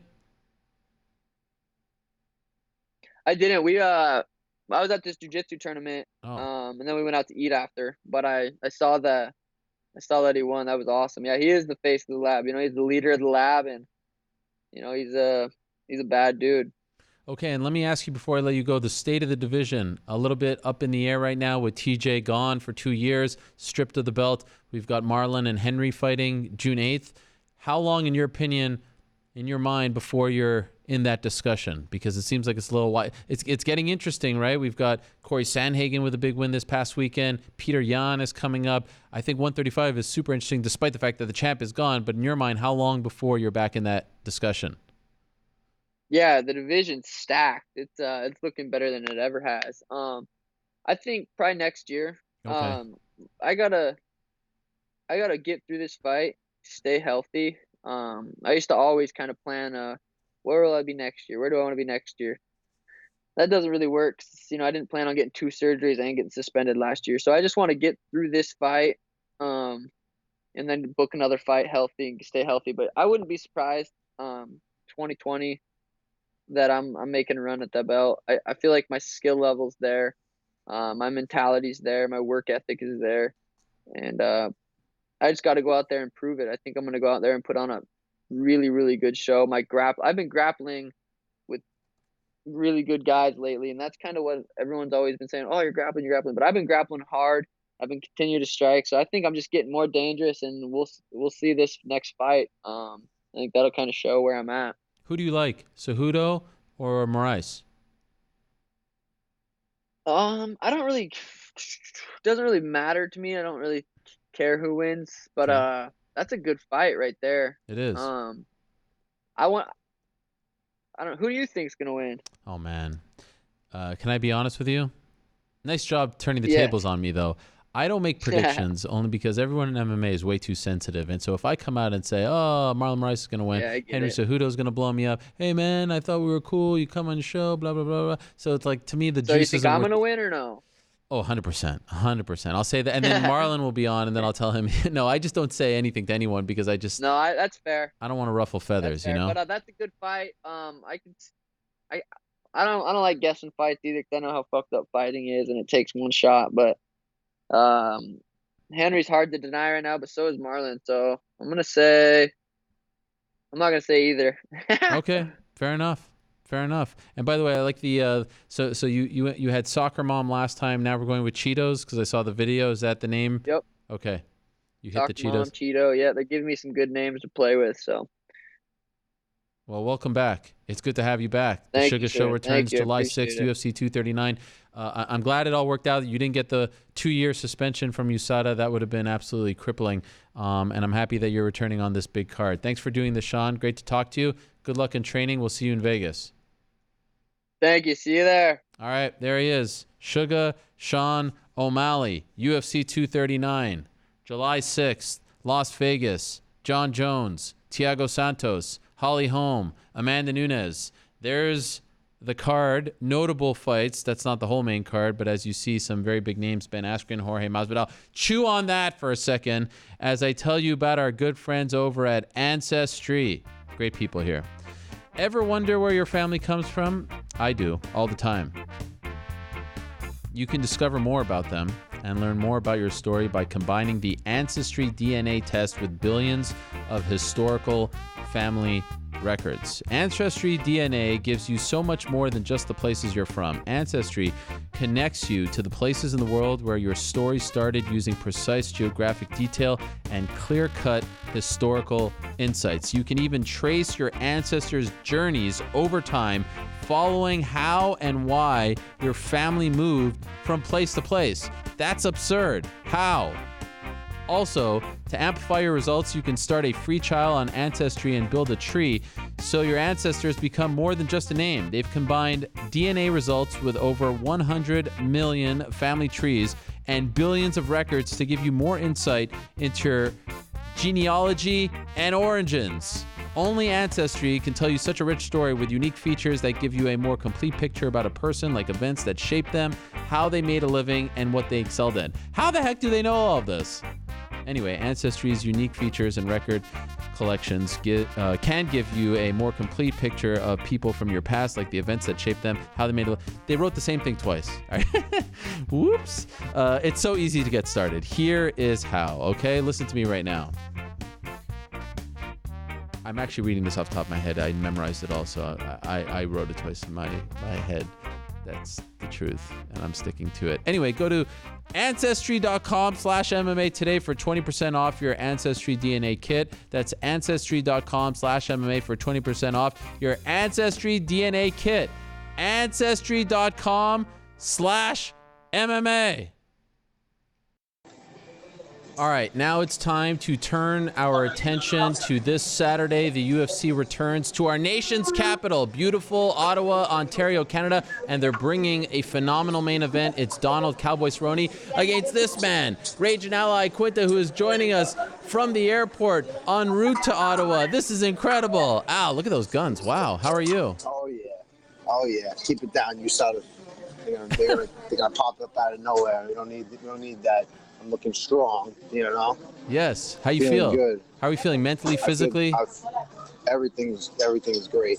Everything's great. Just hanging out at the airport. This is the fun time. Now it's fun. The last couple of days have been like the last 3 days. Like the hard training's done. Just like staying healthy. So now the fun part. I just enjoy getting to the airport, hanging out at the bar, you know, glass of water here. At LaGuardia, they have these things. You see them? Oh yeah. You can't order from like the bartender. You have to order from these things. I'm not drinking alcohol right now, but sure. I hope if I was, yeah. I don't know. I think they should go back to the old way. Well, there's no personal connection there, right? I know, yeah. I I don't like it. Al, can I ask, is it true? Who do we have here? Oh, Aljamain. Zuka. Hey guys, how are you? The funk. Nice to see you all. Bon voyage. Is this true, Al? In your illustrious career, this is the first time that you join us on the. Usually, you join us on the Monday after your victories. Is this the first time you join us on the Monday before? That can't be true, right? I think so. Whoa. Well, this is the. I think so. Yeah. I'm all about the anti-superstition. So. Okay. Normal people would be like, "Oh, I can't go on before because I never do that before," and so we'll do it this time and see how it goes. Okay, and just to confirm, you If are I still lose, I'm fighting. blaming you. You are still fighting this weekend, though, right? Because on Twitter, I think you got people a little worried Saturday night. Yeah, I don't know. I think, should I go? You think? Should you what? Should I go? Go to the fight? Yes, of course. Oh, okay. Yeah, I'll go. I think I was thinking about it. Thinking about what? Not going? What are you talking about? Why? Do you think I should go? Go where? I don't know what's happening right now. I'm kidding. Of course I'm going. Of course. Okay. I'm at the airport. I trained for like 6.5, 7 weeks hard, Ariel. Okay. I just play around sometimes, you know. Oh, I know. I love it. But I get a little crazy. It does feel like the Greg Hardy stuff really does bother you, right? And I respect you for saying what you're saying, but it really feels like it gets under your skin just seeing the placements and the opportunities that he's getting. Definitely. Absolutely gets under my skin. If you're in a co-main event, you have to fight a co-main event fighter. That guy he fought was not a co-main event fighter. If you want to fight a guy like that, you do it on the first fight of the night. And then the fans can watch you work your way up, you know, to the co-main event. And the prelims will get just as much viewers as they would at the co-main event. I mean, are people really watching it? I don't even know. Maybe I'm not in touch with... I don't really watch football, so I don't really know the guy, but I don't know. Okay. Did you hear Dana White say afterwards that, I don't know where we found this guy, Dimitri, with 9 wins, all that stuff. Do you buy that? I don't buy it. Do you buy it? I mean, he was 9-2. Yeah. So, I mean, you got to watch video of the guy and realize that he's an absolute putz, you know? Okay. All right. Someone's got, it's like, I don't know, they just gave that guy a win on a co-main event when there's guys that have been working their whole lives for, the guy's a great athlete, I'm sure, you know what I mean, but he's not put in 1/1,000,000th of the work that anybody in the UFC should have. And I think it changes the value of the entire structure of everything. It makes people think that, oh yeah, anyone could do this. You could just, if you're any NFL player can just get in the UFC. Any WWF guy can just sign up and take a couple of Muay Thai classes and maybe train for like a year or two and then get in there. But I don't know. I'm old school like that. I remember the old days when they would, oh, you want to fight? Okay, go in there with the top 5 guy. See how that works out for you. It shows the level of the athletes that we're dealing with here. Because if Greg Hardy went in there with a co-main event fighter, I don't think it would turn out his way. But I got to be honest with you, I did hear him on the UFC Unfiltered podcast, and he seems like he does get it. As far as like the training and everything, but it seems like he's just a beginner. He's just starting out, and he's a heavy-handed, strong guy with a good work ethic, but he's definitely not maybe he is a co-main event fighter. I don't know, but we'll never know if they keep him like that. I think he's got to work. I think you work your way up. Well, do it the right way. Forget co-main event. You know who's a main event fighter? Ragin' freaking Al Iaquinta this Saturday, Don Cerrone. Yes, and for me, Al, this represents correct me if you feel otherwise, this represents maybe the most important fight of your career. In many ways, even more so important than the Khabib fight, because that just happened in 24 hours, and it was just such a, like, this is that step up that you've been looking for. Main event, spotlights on you, going up against a veteran who's fought for the belt before. Do you feel like this is the step up, like this is the big step up that you've been looking for, that you've been searching for? Yeah, absolutely. I mean, I think I don't know. I think every fight is going to be like that leading up, and this is right now. This is the one. This is the one that's going to, he's been Donald Cerrone, the Cowboy, has been around forever. He's been fighting. He's been fighting the best for a really long time at 170, at 155. Everyone knows him. I was at his fight in Brooklyn, and he got the biggest pop out of any fighter. They announced his name, and that crowd went crazy. He's a fan favorite. The people love him. So there's going to be a lot of eyes on this fight, and I really think it's a great fight for me, stylistically, like mentality-wise, everything. It's a good one for me for sure. What do you like about it from a stylistic standpoint? I think, technically, I'm there with him in every aspect. I think I'm just a newer. I feel like the guys that I'm training with are on the breaking edge of training and technique. I'm training with young, up-and-coming guys that are, was in Muay Thai and kickboxing and boxing. I'm training with the best, the guys that are seeking out the best knowledge, and I'm just absorbing it all from them, jiu-jitsu-wise. I'm training with guys that are doing things that, they're at the cutting edge of the sport. And my experience is at an all-time high. My youthfulness, my hunger, my drive is all coming together at the right time. And I think that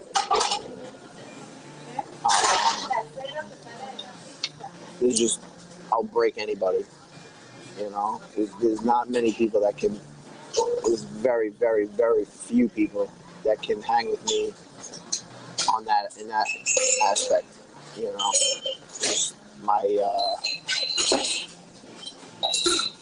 I'll push through anything. So that's not even a thought in my mind. The later the fight goes, the better it is for me. But I think in the beginning of the fight, it's going to be, no matter how it goes, I'm getting the hand raised.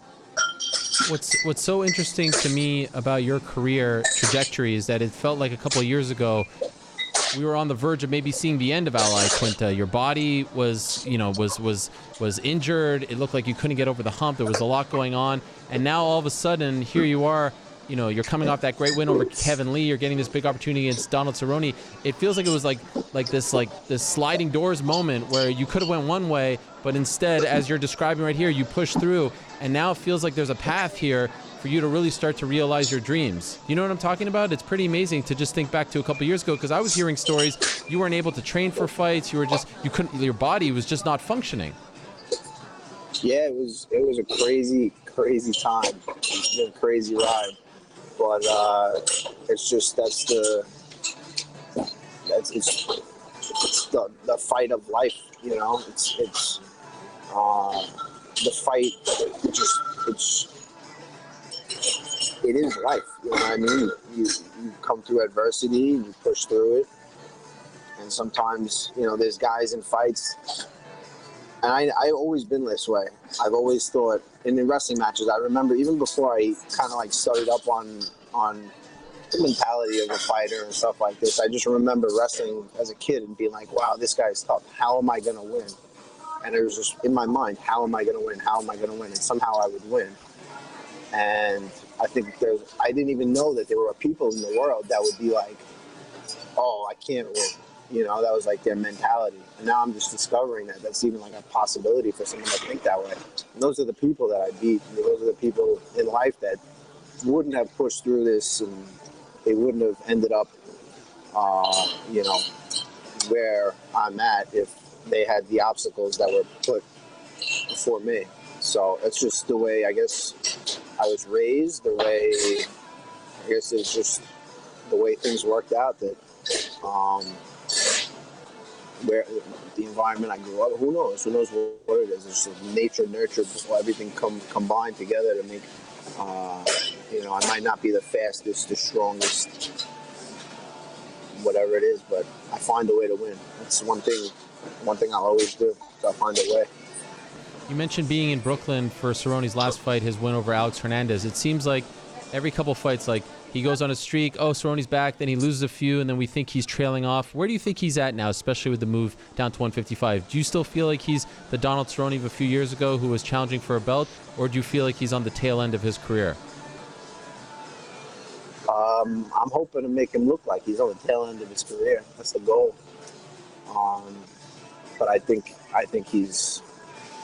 I don't know where he's at. I'm not. I know he's going to be going out there, and he's going to be trying to put it on me. So I'm going to have to get off first. I'm going to have to. I'm not expecting anything.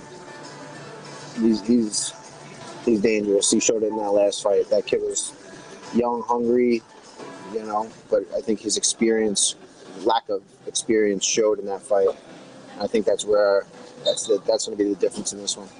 So business picking up at 155 finally, with Khabib expected to return in September. We had the interim title fight just a couple of weeks ago with Dustin Poirier. What did you think of that performance out of Poirier, and do you think that he should fight Khabib next?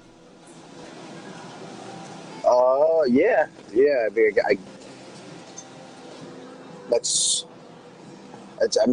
It doesn't matter what I think. That's what's going to probably happen. It looks like, but I would have liked that. I would have liked to have that fight. It seemed like, I don't know. I think it would have been a little bit of a different fight if it was me. I mean, Max is a great fighter, a great champion at 145. I think he came up to 155, and he maybe was just a little behind as far as the power. But his cardio, he pushed through and kind of came back in the later rounds of that fight. So no, I think Dustin's he's definitely deserving. It's going to be a great fight. I think he does possess the ability to get that win over Khabib, but it's going to be the odds. If I was going to bet on it, I'd put my money on Khabib. You see Khabib coming after me for saying your fight against him was close? You see this hate that I'm getting for backing you up? Well, I can see it both ways. It was definitely come on, Al. Where's the backup? I got your back here. You're leaving me out to dry. No, I agree with you 100%. Oh, thank you. I agree with you 100% always. Al. Thank you. It was. If you look at the scorecards, it might have been a little not as close as it was a closer fight than the scorecards, and it was a closer fight than. Yeah, give me a little preparation for that. Yeah, it's just totally different now. But you're right. It was close in a lot of ways. Okay, you've been to Ottawa, correct? I have never been. I've been to Toronto and Montreal, but never Ottawa. Okay. So you did the media in Toronto recently, correct, for this fight? I saw you doing so. Okay. Wow. You've never been to our nation's capital. This is the capital of Canada, right? I'm looking forward to it. I'm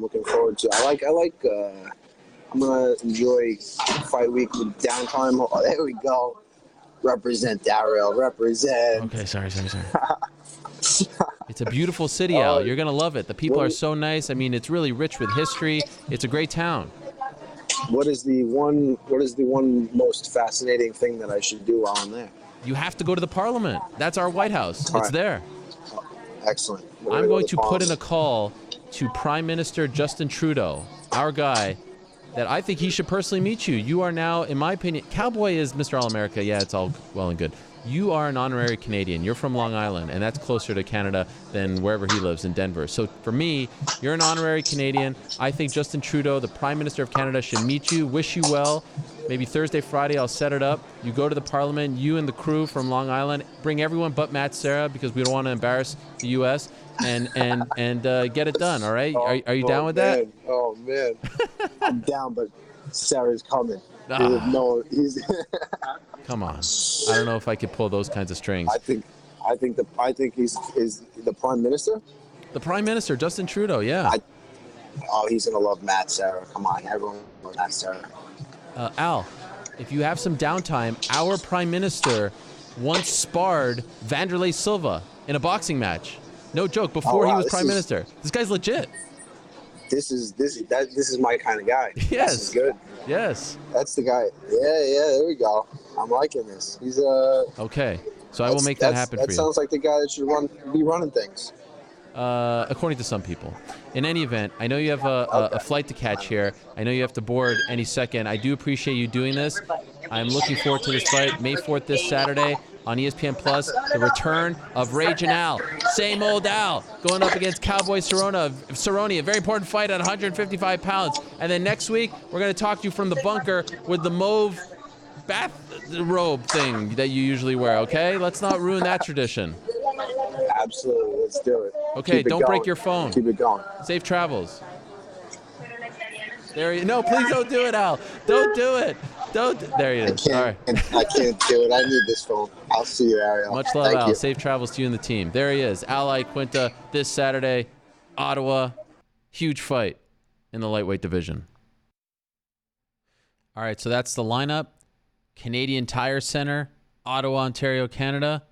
Great main event. I'm looking forward to it. And let's stick with this Canadian theme here for a second and say hello to our next guest. Let's talk to the most famous coach in all of Canada. He was very busy this past weekend. I'm very excited to talk to this man. I'm dying to pick his brain. There he is joining us once again, the great Firas Zahabi of TriStar MMA. Firas, how are you? Hey, Ariel, how's it going? It's going really well, Firas. So, okay, a very interesting weekend for you. You were there in San Jose cornering your guy, Rory McDonald, the Bellator event against John Fitch. First, let me ask you, because there's a lot to get to here, and I can't tell you how excited I am and how thankful I am that you are joining us here today, because I can't stop thinking about this fight and what happened afterwards. First, who do you think won the fight? Do you think the judges got it right? No, I think Rory won the fight. I thought he won rounds 1, 2, and 4. And I just listened to it actually with the commentary because I wanted to rewatch it. And, you know, when you're watching it live there, sometimes it's not what you remember. John McCarthy saw it exactly like I did. He saw 1, 2, and 4. So I really trust that, you know, obviously he knows what he's talking about. I think some of the judges got it wrong. I don't know. I'm not familiar exactly what the score is, but I think it was 2 judges gave it a draw and 1 judge gave it to Fitch. Correct. I thought that was wrong. I thought it was 3 rounds to 2 for Rory. And I know it's subjective. I understand that it's all the way in how you interpret what's going on in there. But I really felt like Rory landed the more significant strikes, the more damaging strikes. And he's the only one who got close to a finish in the fight. So for me, I really thought it was Rory. Were you happy with the entire body of work? Were you happy with that fight from Rory? There's always place for improvement. You know, I would have liked to maybe done things differently if I had to do it again. You know, make sure that we stay off the fence completely. I feel that's the part where Fitch gets to do his offense going, is really up against the fence. So if I had to do it again, I'd make sure that we stay clear from the fence the whole fight. Okay, so the fight goes pretty well as far as you're concerned. They get to the judges. The judges call it a majority draw, and then we come to, at least in my opinion, the most interesting part of the night, and that's the post-fight interview. And last time Rory was on my show, he spoke about a lot of the things he spoke in that post-fight interview about, you know, not being able to pull the trigger and not feeling like himself. This time he spoke a little deeper about, you know, his religion and about not wanting to hurt someone. When you are hearing this out of Rory, what are you thinking? Is this all news to you, or did you know that he was feeling these things? You know, he's a family man now. He has another kid on the way. You know, he's maturing. I think he understands the realities of fighting, you know, a little bit better. You know, he's seen the dark side of fighting. He's seen the good side, the bad side. And that's what concerns me as a coach. You know, for me, fighting, it's always safety first. The way we train, the way we spar, for me, I never put their health at risk, excuse me. So I think that when he was younger, you know, when you're younger and you don't have a family and all you do is worry about yourself, you're more of a cowboy, you're more of a risk taker.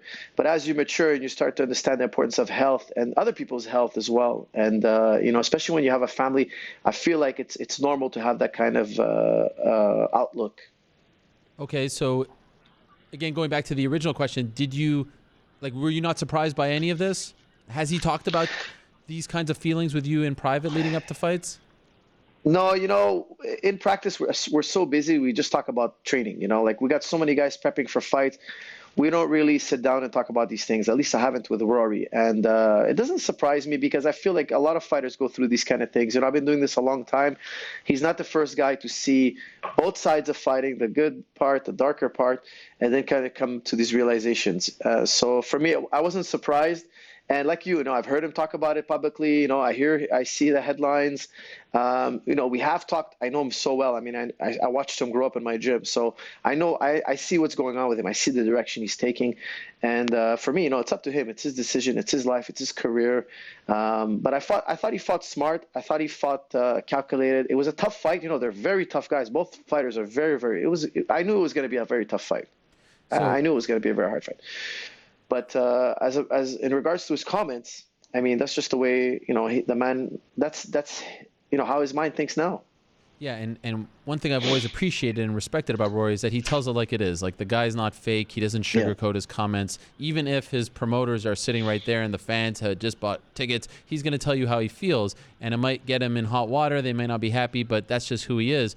This is a guy who, as you know, has been fighting professionally since he was 16 years old, 14 years ago. It's kind of crazy. So I can understand why he maybe feels a little bit burnt out. Do you get that? Like, when you hear a fighter say, I don't know if I want to hurt a man, I don't know if I can pull the trigger, I don't feel like myself. As a coach, isn't that alarming? Like, don't you now feel, okay, like, what? Maybe we need to take a step back here?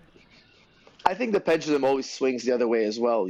I think he's going to feel that way now, and then tomorrow he might get over it, and then, he might feel like that way again. It's normal to have mixed feelings. He's still in a $1 million tournament. He still has, fights booked. These are normal emotions, especially after a fight. You're so full of emotions right after a fight like that. So I think he was just being honest, like you said, what was going on in his head at that time during the fight. But again, the pendulum might swing the other way. He might wake up today and be like, you know what, let's do this. Let's fight. Let's continue. And I think that's what's going to happen. What was he saying in the back after the fight when you guys were in a private locker room? He made some comments. I want to keep them private. It's a man's private life. If he wants to share that with you guys, I'm sure you're going to have him on your show. Is he scheduled for today, or did he go through it already? I actually asked him to come on, and he politely declined and said he just didn't, feel like he was up for it. Okay, but you know what? Yeah, we did have a bit of a heart-to-heart. We talked about the fight, obviously. But, I really feel like he still has a lot of fight in him. Okay, that's just my opinion. I don't want to talk for the man. Okay. He's his own man. He's going to make his own decisions. But in my opinion, after fighting, everybody's very emotional. During the fight, before the fight, during the fight, after the fight, we're all emotional. In the end, he's in $1 million tournament, and the kid's a natural born fighter. He's a natural born fighter, and I feel like he's gonna continue on his journey. As he said in the cage, he's growing up as a man. He's a father. He's expecting another child, but he's also a lot more in touch with his religion, in touch with God. And I understand that his pastor was there, and this is kind of a new thing for him. Do you feel like this is part of the balance that he has to do? Because maybe as a religious man, being an MMA fighter doesn't really fit with that lifestyle. Could be. I haven't talked to him about that. So for me, that's his business, what he does with his religion, how that part of his life is really his business. When these guys come in, I train them, I get them ready for their fights. If they want to fight, it's voluntary. I'm there. If they don't want to fight, I support that decision as well. I really don't know what's going on with that part of his life. That's really for him to answer. But for me, I support them. If they want to fight or not, I'm there. So I feel personally he's got a lot of fight left in him. I think he's going to be very successful in this tournament. I think he's going to go on to win this tournament. And if he wants to retire after winning the tournament, I think it could make a lot of sense. He has a baby on the way. But if you're asking me my opinion, I'm not talking for Rory here. Yeah. I think he's got a lot of fight left in him. Okay. And you obviously know him better than anyone. One thing that came up a lot, and it came up the last time I spoke to him, but also on Saturday after this, everyone looks back to that fight against Robbie Lawler, saying Robbie stole his soul, he changed him and all that. Do you subscribe to this theory? Like, in your opinion, based on what you've seen from Rory, is he a different person now than he was leading up to that fight against Robbie Lawler? I think every fight makes you a different person. That was a very significant fight because, it was his goal in life to become world champion. He had a setback. He came back to become world champion. So for me, it was a life lesson for sure because it was such a huge moment. Okay. But every fight, to a lesser degree, I think that was the most significant turning point in his career. But when he came back to fight Lima, he fought like a true warrior. He dug in deep. And I think against the Fitch fight, they both dug in really deep, so he still has that fight in him. And if you're asking me, I think there's still more in there. Okay. And I feel compelled to ask, just to cover all the bases, do you have concerns regarding, concussions, the broken noses, CT? Like, these are other things that come to mind when you hear someone say those things after a fight. Absolutely. That's always my number one concern. Health first. Right. For the fighter I'm training, for the fighter we're fighting, and I feel that these guys, these young kids we're putting in there, they're in the toughest sport there is. They're in the toughest, most dangerous sport there is, and that's why I've recently made some comments about Fitch, because I feel like that's crossing the line. The sport is already dangerous enough, and it's safety first, and steroids, and anybody who gets tested positive or whatnot, there has to be a serious repercussion to that, because our health is on the line. These fighters' health is on the line. I will ask you about Fitch in a second, but I just want to stick with Rory here for a moment. They want him to fight June 14th in New York City against Lilian Garcia. That's in 6 weeks. Do you feel comfortable with that? It's very tight. That's up to Rory. He's gonna have to feel. He's gonna have to assess his body. Is he ready for another weight cut? Is he ready to go back into training? That's really him. I like to give it 48 hours because you don't know the bumps and bruises, the sprains you have for 48 hours. I would say it's delayed onset muscle soreness. Let's see how he feels. He didn't take much damage in that fight, but it wasn't a picnic either. So we have to wait to see what Rory says. Okay, so if he asked you tomorrow, it's been 48 hours, Coach, what should I do? What would you say? I would say take the fight. Okay, how come? But ultimately, it's the fighter's decision. Because I think that, I think he beats Neiman. I think he moves on to the main event. It's a $1 million fight. It's a once-in-a-lifetime opportunity. He gets a chance to defend his title again. And, being world champion is a serious thing. And sometimes you only have one time. You're world champion only once. And this is a great time. I think he'll look back in his life in the future. He'll look back at these title defenses, these fights, and he'll be really happy with them. So I think the Lilian Garcia is a good matchup. It's a good fight for him. And it's 6 weeks is really tight, but I think it's very doable for Rory. He keeps talking about not being able to pull the trigger or not feeling like he can pull the trigger. As his coach, do you get that sense as well? Or, sometimes we are our own worst critics. And maybe he feels that way, but from the outside, you don't feel that way. You don't see that out of him. Do you feel like he is having a hard time pulling when he needs to, or do you think that he's actually incorrect in that regard? I feel like he wrestled more with Fitch than he needed to. Like, he hurt Fitch really early in round 1. He tagged Fitch a couple of times in round 1. And then in round 4, he had Fitch really in trouble. And I did feel like he didn't want to separate and put Fitch away. I felt like he wanted to wrestle with Fitch a little more. Classic Rory would have separated and put him away. He would have went for the strikes. He would have went for the knees. He would have went he would have been more brutal. I did feel like Rory was more than happy to grapple with him, and it could have been a very different fight. Okay, so you do feel like there's something to that, what he's saying? Yeah, I would say that Rory is trying to avoid the brutal part of the fight a little more than he has in the past. He tagged Fitch, and then he tried to grapple with him, whereas I think he could have finished. The easier path to finishing and winning that fight would have been to keep with the striking, and I think that's what he was trying to say after the fight. I might not be right, but that's how I understood it, that he wasn't ready to brutalize Fitch as badly or as necessary as it would take. Like he would in the past. I think the old Rory would not have hesitated to put him away. Is that something that you feel comfortable sitting down and talking to him about? Like, why did you do this as opposed to the way you did it in the past? Oh, definitely. It's something, we have to talk about. That's for sure. Going into the fight, I thought that Rory will do what it takes to put Fitch away. And during the fight, I felt like, if you listen to the fight, I was asking him to separate. And separate completely and just go back to the striking, whereas I felt he wanted to grapple and just out-grapple Fitch and kind of like tie him up and maybe try to put him in a sub or put him on his back. But, the avenue I was asking him to take is more violent. It is more brutal, and I think he's hesitating a little bit. So it's something we have to talk about, put it out there in the open. And there are many ways to win a fight, but the classic Rory, he wins in a particular way. In all your years of doing this for us, all your years of coaching, all the great fighters that you've been with, have you ever heard someone say, I don't know if I want to hurt a man anymore. I don't know if I still want to do it like I was doing it in the past? Yes, actually, I have. That's it's actually a common sentiment. Once guys get older, they see a few bodies drop, they see a few broken bones, they see a few concussions, they see the dark side of the sport.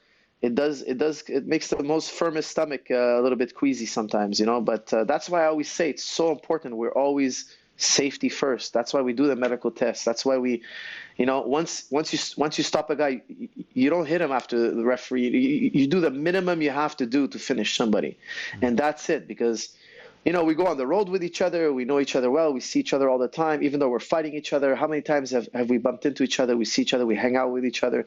You see the human side of the opponents that you're fighting. So for me, it's always safety first. So I think a lot of guys, when they're young, they haven't seen that side of the fight. For them, it doesn't exist. It's all fun and games, But there is a side to fighting that we have to manage and be wary about.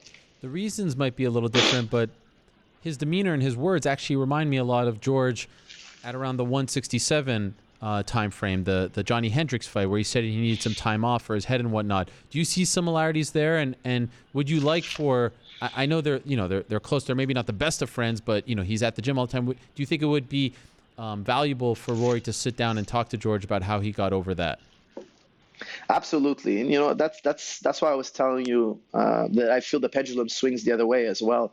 You feel like that, and then the next day you get back in the gym and you start feeling good again, and you start having fun training again. Because at the end of the day, this martial arts is such a huge part of our lives. It's going to be hard to walk away. It's much harder to walk away than people think. You look at all these fighters that people are always saying, "Why doesn't he retire? Why doesn't he retire?" It's part of our identity. It's really part of our identity to do this. We're not doing it. Some guys don't do it anymore for fame and money. They don't need the fame and the money anymore. Like, for instance, when George fought Bisping, he didn't need to make another dollar in his life. I don't think Anderson Silva or these classic, these huge names, Fedor, they don't need to fight anymore. They want to fight. And even though they've seen the dark side of fighting, the pendulum swings the other way. Things change, minds change. And I think talking to George, sitting down with me and some other fighters who've been through it, it's going to comfort Rory. It's going to help him, get back on track. So in conclusion, you do think he will fight again, and there's still a chance he does fight, at least if it's up to you, on June 14th against Gracie? I think that's most likely. Okay. I think that's the most likely event. Okay. And now back to John Fitch. You were very open, and some might say a little aggressive with your comments about John leading up to the fight. He shrugged them off, and I'm just wondering if you saw John in San Jose, if you had any interactions with him after these comments. We saw each other at the weigh-ins. We shook hands. We're civil. I used to have a great admiration for Fitch, a tremendous admiration for him. But he's poisoned the well now. Now he's tested positive, and he's admitted it. Okay, so there's nobody out there try to give an excuse of faulty or whatnot, contaminated stories. There's none of that. The man tested positive for elevated testosterone levels. He's been very critical of testosterone users, to steroid users in the past. Turns out he's one of them. Now, for me, that puts an asterisk on his entire career. Okay, we can't take his word for it anymore. We can't accept that he's going to honor his contract. He's going to honor his word. That, for me, that ship has sailed. So for me, like I said earlier, it's safety first. We're putting our health on the line. These fighters are putting their health. We're putting these young kids in a very dangerous situation. The fighting is dangerous, and for me, it's just it's very disappointing because I had such a great admiration for Fitch. I appreciate you coming out and saying, much like Rory in a different way, but I appreciate you coming out and not being afraid of repercussions, of being that aggressive, if you will, with your comments. That's how you feel. You should say how you feel, and I have no problem with that. I was just curious if he said anything to you when he saw you there or anything like that, and I would imagine you don't regret anything that you said, right? Even though it created all these headlines, you don't regret any of this, correct? Listen, at the end of the day, we have to speak up against it. I hate doing it, but we have to do it. And you know what? I feel Fitch, in his heart of hearts, he knows I'm right. And I bet you a big part of him feels that way as well. Because if he is straight now, if he is 100% natural, and tomorrow he fights a guy on steroids, he's going to feel the same way we feel. He's going to feel 100% the same way a natural fighter feels like when he's going in there. You sign the contract that you're not going to be on steroids, and you get in there and you're on something. It's just unfair. Again, we're not hitting golf balls out there. We're not shooting hoops. We're hitting each other in the head. And, for me, it's just it's highly unethical. And by the way, there are some people who say like Roy shouldn't advance in the tournament because he didn't actually win, even though he's still the champion. I have no problem with him moving on because he's the champ still, and the thing has to move along. But if they come back to you guys and say they want you to rematch Fitch, how would you feel about that? You know what? I feel Rory won. So for me, I mean, it's a possibility, but I feel Rory won. I think he won 3 out of the 5 rounds. And if the popular opinion is that it's literally really a draw, I mean, it's something to consider. But again, for me, because Fitch has an asterisk on his name, I don't think he should be able to fight for a title fight ever again. There has to be a repercussion for guys who get tested positive. If you get tested positive, man, there's no Olympic gold for you, ever. You'll never get a chance again. And for me, a guy who gets tested positive, it should be a Paul Daly, an MVP, a Lima, a Neiman. Those guys deserve a title shot. For me, if you get tested positive once in your career, you should forget about gold, in my opinion. It has to be something like that. Great stuff for us. I appreciate it very much. Thanks for coming on. Are you going to Ottawa this weekend? Always. Yes, sir. Yes, sir. Shorter trip Absolutely. than San Jose from Montreal, right? You're going to be there, right? This one, unfortunately, I'm sad to say, will not be there. But I'll be there in spirit with my fellow Canadians. All right, my man. Looking forward to talking to you after that. Thank you, Firas. All the best to you guys. Thank you. There he is, Firas You too. Zahabi, head coach over at TriStar MMA. Great insight on Rory McDonald and his post-fight comments. Again, if you want to hear more on what I think about it all, go to espn.com/MMA. I got some thoughts. All right, one more ad to get out of the way here. We got to support these people because they support us. As you look at the results from this past weekend's Bellator 220 event at the Shark Tank. Great win for Phil Davis, by the way, against Liam McGeary. And how about that Benson Henderson fight against Adam Piccolotti? That was fun. Anyway, we all loved a night out. Like going to a UFC event, a Bellator event, a PFL event, MMA event, a sporting event, whether it's seeing our favorite band in person or going to a concert or going to a theater, anything like that. A theater, the theater. You get my point. Anyway, everyone loves to go out. They love to get prices that are suitable for them, for their tickets. They want to go out and have a good time, and they want to do it at a great price. So Vivid Seats is the top source for tickets for all the live events that you want to go to. You can sort by price or look for seats in the section and row of your choice. To make things even better, Vivid Seats is giving listeners an exclusive promo code for new customers to receive 10% off your first ticket order to save even more money. Go to the App Store or Google Play right now and download the Vivid Seats app. First-time customers can use the promo code KNOCKOUT for 10% off your first Vivid Seats order. Every purchase is backed by a 100% buyer guarantee, from the biggest concerts and games to the hottest theater and more. Vivid Seats has it all. Download the app and enter the promo code KNOCKOUT for 10% off your first order on Vivid Seats. Make a memory that lasts a lifetime and let Vivid Seats help get you to your favorite live event. Vivid Seats. Support them because they support us. All right.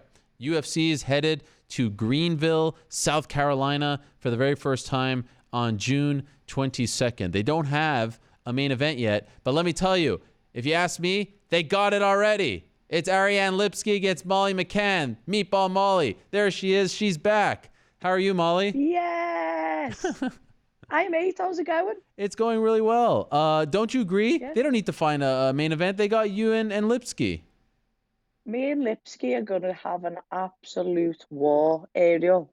I love it how people just keep making me fight Brazilians because they're tough bastards. And I think a Scouser and another Brazilian are going to go to absolute war and leave everything we've got in the cage. Yes, I love this. And I love the fact that it's like Cage Warriors against KSW in the UFC for European fans. This is a lot of fun as well. It's happening in Greenville, South Carolina, of all places. Have you ever been to Greenville?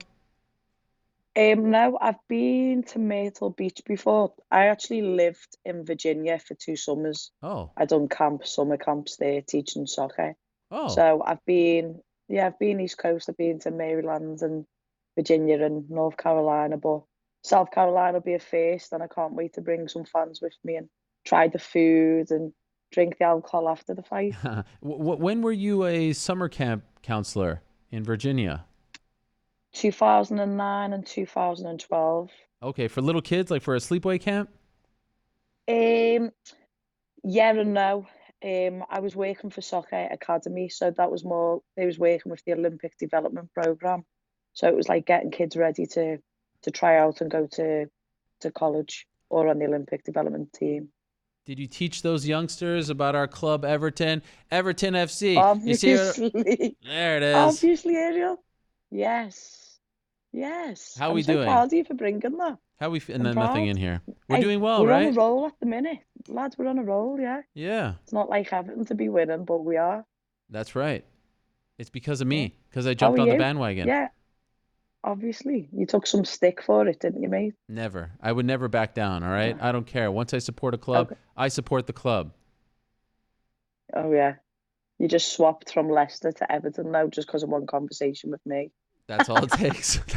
Yeah. A lifelong of supporting Leicester City. I spoke to you. You Yeah. convinced me, and now I'm on the bandwagon. I couldn't be happier. Now, let me ask you, Molly. There's a lot to talk to you about. First of all, your eye looks phenomenal. Look at that. It's all good. Holy Hello. smokes. How's it feel? Everywhere. It was fine, to be honest. Like, it didn't really hurt that much ever, but 3 weeks post operation, I had a look at the CT scan and that eye was checked again, and they was like, "You're good to go, meatball."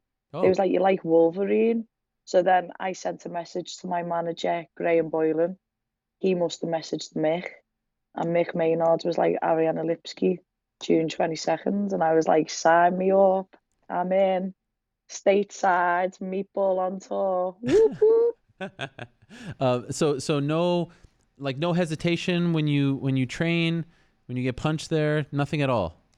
No, no. If you watch the fight back, it was a freak shot. It was like a form. The doctor said that was like, you can have 100 more fights and that'll never happen again. The retina was fine. It was just more superficial to the tear duct because the eyelids were split. A bit like Eddie Alvarez's was. Right. And no one will ever probably be able to reach the bit of the bone that was broke ever again. So I'm very much aware of the task that I have with Lipski. And I'm probably very much aware she's going to try and come for the eye, but she can come for it. It's going to make no difference. It won't ever flare the same way it did. And can you train full go, no problems, no restrictions at all? Yeah, no restrictions. Wow. Yeah, last week was the first full week back. And this week the diet's been dialed in again, so we'll have about 7 weeks to go. I'm as strong as or stronger than I was before camp. VO2 max is exactly the same, and I've only put 4 kilo on, so I'm fucking flying, Ariel. Wow. I mean, unbelievable. Like when I wrote about the fight, all the comments were about your eye. I couldn't, I was like, wait a second, June 22nd, I feel like I just spoke to you. I feel like that's not that far away. Yeah. I was expecting you to be out for 6 months because of that. It really looked gruesome. No, honestly, I mark up really easy. If you see how white I am when you finally meet me, Ariel, you'll see Yes. I'm the whitest thing ever. So if I get slapped, I mark up quite quick. And I think I bruised that easily, and it came down so quick. Obviously, I kept sending you pictures, didn't I? Of Yes. oh, it's getting better, it's getting better. But yeah, I'm healed, I'm ready to go, and I don't know, I just can't wait to prove my worth yet again. I think I'm quite a big underdog to go in against Lipski, but I don't know, come of the moment, come of the meatball. I like that. That's a good one. You should put that on one of the flags or something like that. I'll get a t-shirt and send you it. All right. I appreciate it. We'll sell them down the road, £10 a top. That's it can right. pay for me cornermen to fly to South Carolina. Wait, why? They can't, no one's paying for them to come out on their own? Oh, the UFC only pay one person, don't they? So It's unbelievable. I'll pay the rest. It's fine. So It is what it is. I'm not a big name yet, am I? So yeah, one day they'll be paying for all of you guys, first class, putting you up in a suite when you're the champ. oh, yeah. Soon come. Soon come. How many did you bring? I'll bring 3. I'll bring So you have to pay for 2? next time. Yeah, I'll pay for 2 and get 1 for free.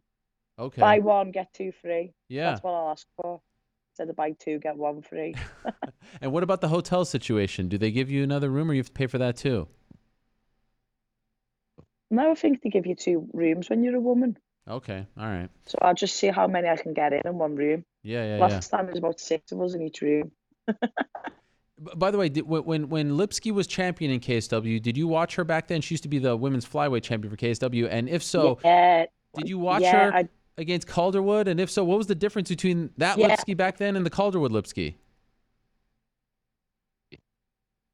Okay, so KSW Lipsky was pre-testing, and I'm not saying she's used anything, but she looked a lot more of an animal in them fights than she did when she come to the UFC. Oh, I think UFC jitters may have got to her, okay. and I think Joanne Calderwood is one of the best fighters in the division. She's someone I look up to, being the first British fighter to win the UFC. So Jojo just nullified everything that Ariane brought to the table, really. And I think I can do the same. I'm going to strike with her. I'm going to show her that my hands are better than hers. And if I feel like I want to take it to the floor, then I'll take it to the floor. But I've still got some points to prove, and I can't wait to keep showing my ever-evolving skill set. Why do you feel like you have so much to prove? You just came off a great win. You mentioned that twice now. I don't know. I think I've always got something to prove, Ariel. Until I've got the belt, I feel like I'm at the bottom of the ladder, and until I've got that belt, then I'll always have something to prove.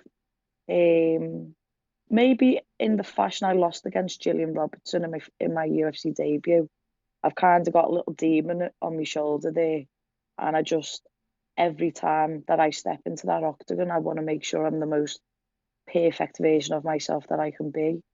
And yeah, fuck it. I won't say prove to everyone else. I'll prove it to myself. Yes. I'll keep proving to myself. That's right.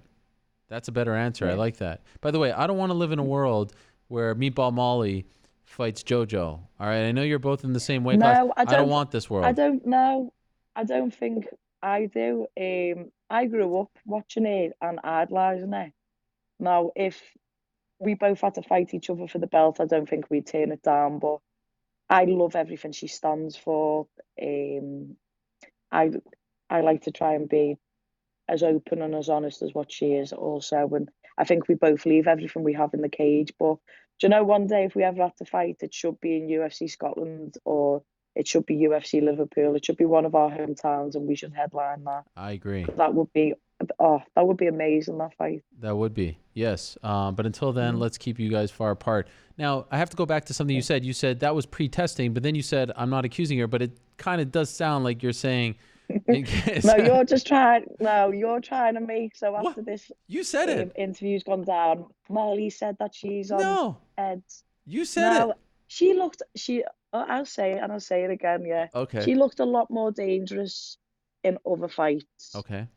Prior coming to the UFC. Why? I'm not just being honest. Why is that? Oh. No, her body doesn't look like she's ever took heads, but I don't know. She might have been taking something else, but All right. she's never fought no one like me, Ariel. So wait till I get in front of her. That's right. She'll soon. Yeah. I said I wouldn't give her too much respect before the fight, but when she's in there, she can gain my respect if she hits me hard enough. Okay. If she does. By the way, speaking of PEDs, I thought you were on PEDs this past weekend when I saw you on the Cage Warriors broadcast, moonwalking in and out of there. I mean, that was great stuff. I didn't know you had that in you. Oh, wait till you see me in a few vodkas down my neck, Ariel. I can do backflips, head spins. Wow. It all comes out on a night out with me. Oh my God. I was sober there. Oh my God. Well, it was just... I know. Go ahead. Layla and Dan Hardy said, when we say thank you, Molly, you need to just move out of shot. Yeah. So I've just moonwalked thinking I'm not in shot anymore, but I was. It was great. It was amazing. It was Meatball Molly at her finest.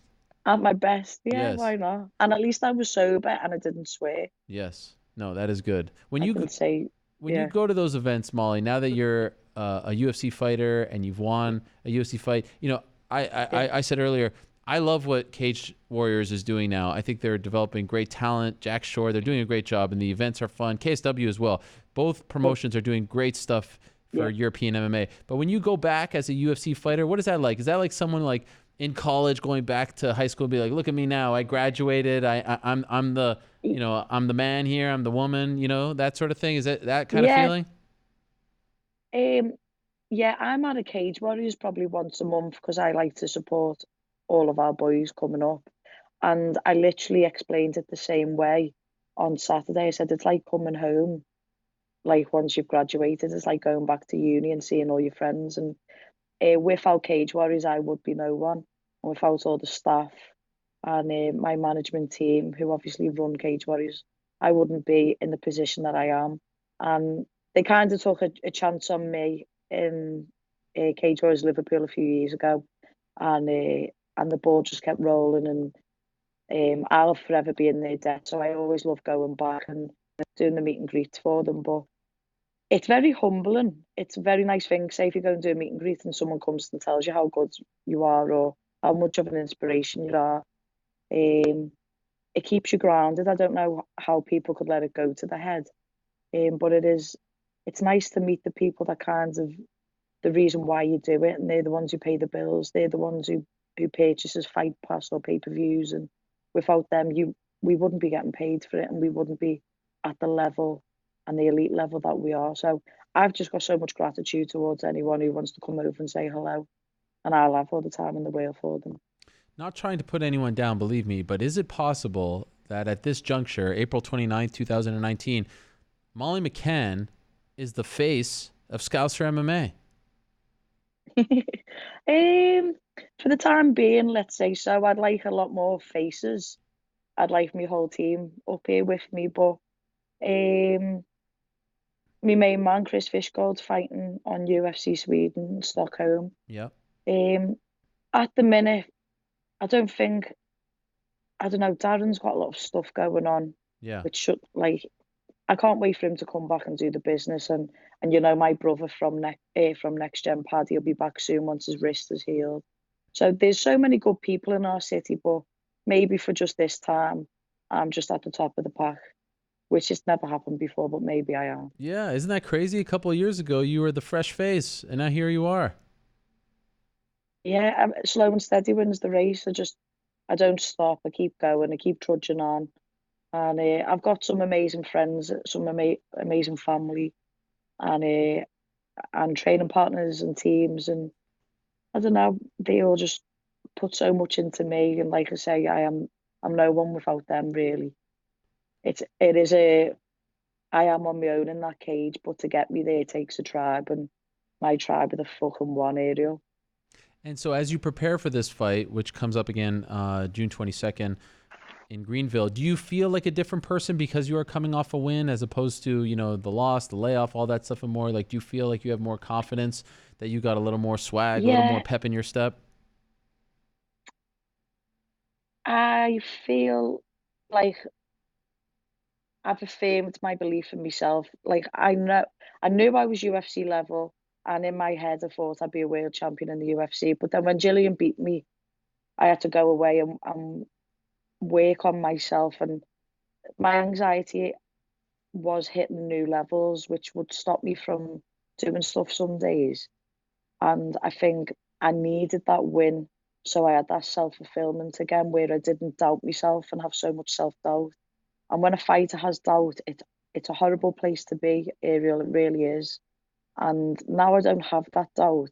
I don't have a massive ego or arrogance or a feeling of I'll beat anyone on any given day, because a fight's a fight, and in this game it really is who turns up on the night. But I do have a lot more self-belief in myself, and my team do. And I think when you've put the hours in on the mat, that doesn't lie. And I think if you neglect certain areas, you will be found out. But as long as I've got air in my lungs and my heart's beating in my chest, I'll go down swinging, or I'll be knocking people out swinging. It'll be one or the other. And by the way, and this is probably a longer conversation, but why were you so anxious? Like, I can understand, maybe doubting yourself a little bit, but why did that lead to anxiety? So my best friends kind of sat me down, and they was like, this was your first real loss. It was on the biggest stage it could be. It wasn't just the way I went out, Ariel, I didn't tap. And when I woke up in the cage, it was a bit, I think I suffered a little bit with post-traumatic stress. And every time I'd go to sleep in my house, I would wake up when I woke up in the cage. So I don't know, I just felt it really hit home when I really believed in myself that I was the best in the world. And on that night, I wasn't. And it was just a lot of home truths coming at me. Well, not a lot, but it was just a lot to deal with, I suppose. And when I'd think about it, Ariel, I'd think about the canvas and my feet touching that canvas floor, or what it felt like when my face was on the floor. And to relive that moment again and feel like I'd let the city down, I'd let people down, I'd let myself down, it was just creating this anxiety within me. And it just it ruined quite a lot. It ruined about 6 months of my life. Wow. And I finally got through it. And look, here I am. I'm still living my best life on cloud nine. And if you would have told me I'd be in the UFC, Ariel, within 6 years of starting MMA, being the first English woman to have won in the UFC, fighting in America for their next fight, I'd have said, shut up. But here I am. I'm living my dream. So no more anxiety. Wow, that is amazing. You are an inspiration, Molly. That's incredible. You would wake up thinking that you just woke up from the fight? Oh, yeah, mate. Oh my Honestly, gosh. it was rough. I wouldn't be going to sleep till about 2 or 3 in the morning because I just couldn't think with me thoughts. I literally felt like someone had died, to be honest. But yeah, it was horrible. And it was only like doing jiu-jitsu competitions and winning them, and my coach giving me my purple belt. And then as I got closer to the fight, I was sparring different girls and doing really well against them. And I thought, why am I second guessing myself?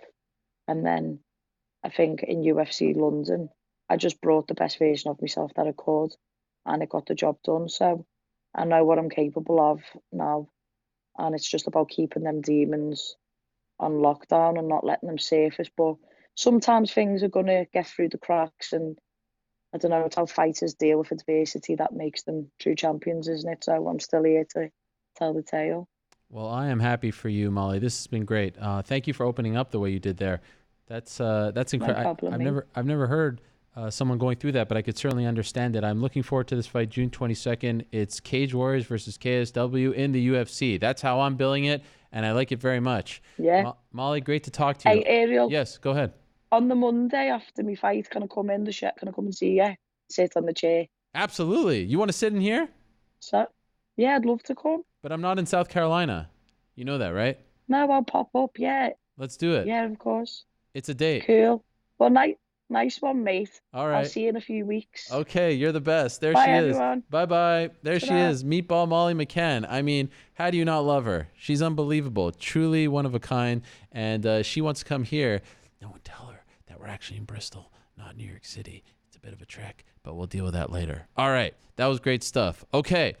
I'm very excited about our next guest. We are being joined by royalty, my friends, a true living legend. This is very exciting stuff. A lot of you are asking me, why is Lilian Garcia? There she is, Lilian Garcia. Why is she on the program? She's on the program. The longtime WWE ring announcer is here, and this is truly exciting stuff. Lilian, how are you? I'm doing amazing, and I'm so excited to be here with you, especially you have such a great reputation, Ariel. Everybody that I told that I was going to come on the show, they were like, he's the man. He is the man. I appreciate that. Thank you. Was it Becky Lynch who said that? Because she's also the man. You know. You like that, right? Tying it all together. I did. And you're such a pro, Lilian. Look at you. You're in like an actual is this where you do your podcast, Chasing Glory? I do, Chasing Glory. It's usually back here, but because of the show, I went ahead and I just took the sign down for you. Okay. I don't know. Oh, I appreciate that. Okay, so it's great to have you. And I think a lot of the fans, or as a lot of people asked me, they were saying, why is Lilian Garcia, who we love, who's a legend in her own right, you've been with WWE for so many years, we've watched you at all the big events, why is she coming on your show? So explain to us, why are you here today, Lilian? What do you have going on? Are you ready for this? Yes. Are you ready for this? Yes. I'm so excited because I'm officially announcing that I am part and as the in-cage announcer of the PFL MMA. Wow. PFL, Professional Fighters League, has hired you to be their official in-cage announcer. Yes. Wow. Mazel tov. Thank you. To me, it's so exciting to be back in the ring, to be back, doing these big introductions for fighters. I mean, I love combat sports, and I've been a fan for many, many years. And this kind of keeps me close to my dad, who passed in 2016. And he and I just grew up watching wrestling, and he was a boxer when he was in the army. And so now MMA is just like the perfect evolution. Okay, so this is massive. To the best of my knowledge, I don't know if there are any other female in-cage announcers, and you're used to breaking down barriers from your days in WWE, but do you know of any other in MMA right now, any other female in-cage announcers? I don't know of any right now. Yeah, because I don't either. Off the top of my head, none. Yeah. Yeah. So, I mean, I'm not really sure what all the stats are, and I'll let all the pros out there, decide that. But it's just really, really exciting to be part of this. How did this come about? Well, I got contacted by PFL, and they were definitely wanting me to be a part of. When they reached out to me, they were like, you know what? Let's interview you. Let's see. We've been definitely stalking you and seeing your work and seeing what you're all about. We know that you've been 15 years in the WWE, and it's just one of these dream things that came about. And sure enough, when I got contacted, and I just immediately was like, heck yeah, I got to do this. Like, it's just an incredible opportunity, and I'm just really, really excited to be a part of it. And so, like, I would imagine you didn't really have to like audition or anything like that, right? I mean, you're Lilian freaking Garcia. No, they've been seeing footage of me. Okay. So once they saw footage of me and seeing this, going into the second season, getting ESPN on board, everything just lined up, and they contacted me. They weren't sure if I would be even interested. But when I saw that this was a season, this is going to be playoffs, this is going to be a championship, everything lined up with me taking this next leap and this opportunity, it just made sense. And that's why when they contacted me and I went in and had a meeting and several conversations with them, it would think everything's perfect. So I'm ready to go for it. Will you be doing all their events beginning with the one May 9th on Long Island? Yes. Yes. All right. All 10 events, with a big championship at the end for New Year's Eve. And yeah, it's really exciting because I love combat sports. And this is something that with the fighters, they get to decide how far they go. And even if you're not a fan of the MMA, what's really great about this is that you can actually start by seeing this from the very beginning on May 9th, follow the fighters, get to know them. And as it gets closer and closer and closer, you see the evolution of their progress. And then the finale was $6 million given away and $1 million for each division. It's just very exciting for anybody. Okay, so for those that don't know, are you still with WWE in any capacity? I know you did the show, which happened to be also on Long Island, right? The Evolution show back in October. Are you still with them? Yeah. Well, I just did, I went in guest as far as the Women's Battle Royal for WrestleMania. Right. So every now and then I come in and do an announcement. And it's just been a beautiful thing because I started 20 years ago. So even after I left in 2016, they still would bring me back every now and then to do special announcements. Okay. And are you still going to be able to do that even though you have this deal with PFL? Yes, I'm absolutely. As far as PFL has been really great and WWE has been really great that I can actually cross in between the two if WWE wants me for any special announcement, just as long as I am there for the PFL for those 10 shows, which I am committed to. Have you ever been to a live MMA event before? Yes, actually I have here in California. Okay. A friend of mine, took us. He was like, you know what? If you guys want to check it out, my husband and I, we were like, absolutely. And it was just so much fun. Okay. It was at USC. All right. And how would you compare it to like a live WWE event? The atmosphere, the energy in the crowd, do you feel like there are similarities? Oh, absolutely. Because it is one of those things that people get into it and the energy, that's what I love about combat sports is the energy. You're never bored, not 1 minute are you sitting there ever bored. So it's just this constant competitiveness that's going on and you're just cheering on for who you're pulling for. And I love the energy. When I went, it was actually outside. at the USC Coliseum because they haven't built the new one yet. So it was outside, and just everyone, families getting together and friends getting together and watching these competitors. And it's just so amazing, especially like you brought up my Chasing Glory podcast. That's what I love to do, is these stories of people who are chasing their glory and are just fighting so hard. And it's just a beautiful thing to watch when they get into that ring and they just lay it all out on the line and don't hold back. And it's just so like invigorating and inspiring. I could feel your passion just talking about it. It's amazing. I can't believe it's been 20 years since you were hired by WWE. 1999. Oh my God. I remember, wasn't it Jeff Jarrett who beat you up? That was Jeff your debut, Jarrett. right? Well, it wasn't. It was like a few shows after. Okay. Come on, they couldn't do that to me the very first night. But I will say that the very first night, I didn't even know that I was going to be ring announcing, Ariel, till 3:30 that afternoon. I was told, I was brought in. I thought I was just going to be doing backstage interviews. I was brought in, and at 3:30 that afternoon, they were like, "Oh yeah, you're going to be ring announcing tonight." I was like, "Oh, okay. Can someone tell me how to do this?" And so Tony Chimmel sat down with me, Howard Finkel, between the two of them, so helpful.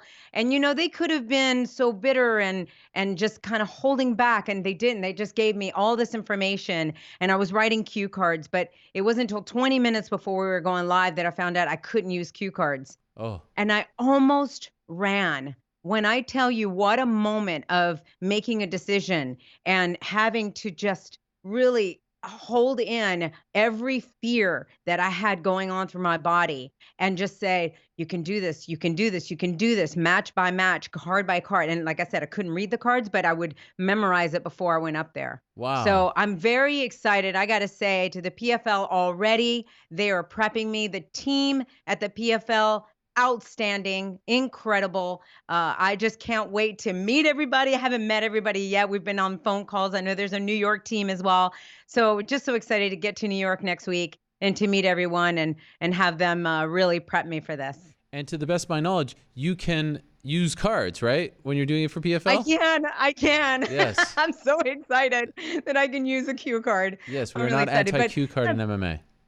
But that's also because there is a lot more information that I see that you need for each fighter, each competitor, their records, all of this that in the WWE you necessarily did not need. And so I think it's definitely one of those necessity things with the cards. So I'm just so excited that I get to step in with a card for sure. And when they came up to you to say that you wanted, you're going to do ring announcing later that night, had you ever done anything like that before in your life? No, that's what I'm saying. I mean, Wow. I had hosted or been on radio. I hosted my own show on radio.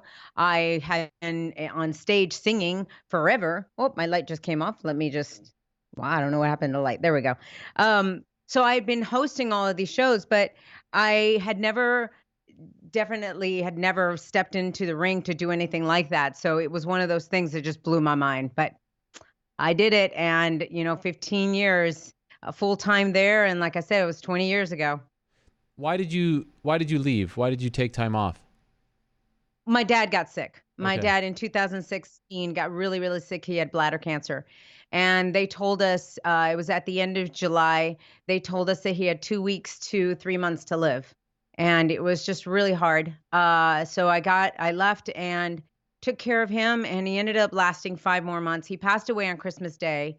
And I use that opportunity to also let everybody know, if you have lost a loved one over the holidays, a lot of people will pick that to say, never again will I celebrate the holidays. And I want people to change their perspective on that and just say, you know what, I'm going to celebrate it even bigger and really celebrate that person's life. And ever since then, every year I've made Christmas even bigger and keep telling everybody about it. And I feel his energy. And I will say that I know that he's been a big part of bringing this opportunity to me, because he keeps sending me signs, and all the signs point to the PFL. Wow. So he was a big combat sports fan? Yes. my And gosh. he was in the Army. He was a lieutenant colonel. So while he was in the Army, he actually boxed. And Oh, he wow. was telling me all about it. He showed me pictures. And then he and I grew up watching wrestling. So when the wrestling opportunity came, I called him first and I'm like, you won't even believe this. Oh But my at the God. time, of course, it was called WWF. I said, WWF has called me. Yeah. And I said, I don't know what it is yet. I said, I think it's like an interviewer. I said, but Dad, can you believe if I get this job and I'm actually going to be in the ring? And I'll never forget when we met Ric Flair backstage, because Dad and I would watch Ric Flair. And then next thing you knew, Rick came in after I joined WWE. He came in from WCW. And when I met him, I said, you're somebody that I watched as a kid, wrestling with my dad. And then here I am, I'm getting ready to introduce you tonight. And I was like, is it okay if I introduce you to my dad? He's going to be here. And he was like, absolutely. So we were backstage. And just think about that. I mean, the surreal moment of Ric Flair, my father, and myself. And then there I am later on that evening introducing him into the ring. I was like, man, this is perfect. This is perfect. So I'm just excited about this opportunity because WWE opened up a lot of incredible journeys for me. And I always say that to people is just be open to the opportunity. You never know. And that's why I'm thrilled. Like I said, immediately from the get-go, the team was so professional that I just said, you know what? This is supposed to be my next step. What do you think your dad would say about you now getting into MMA?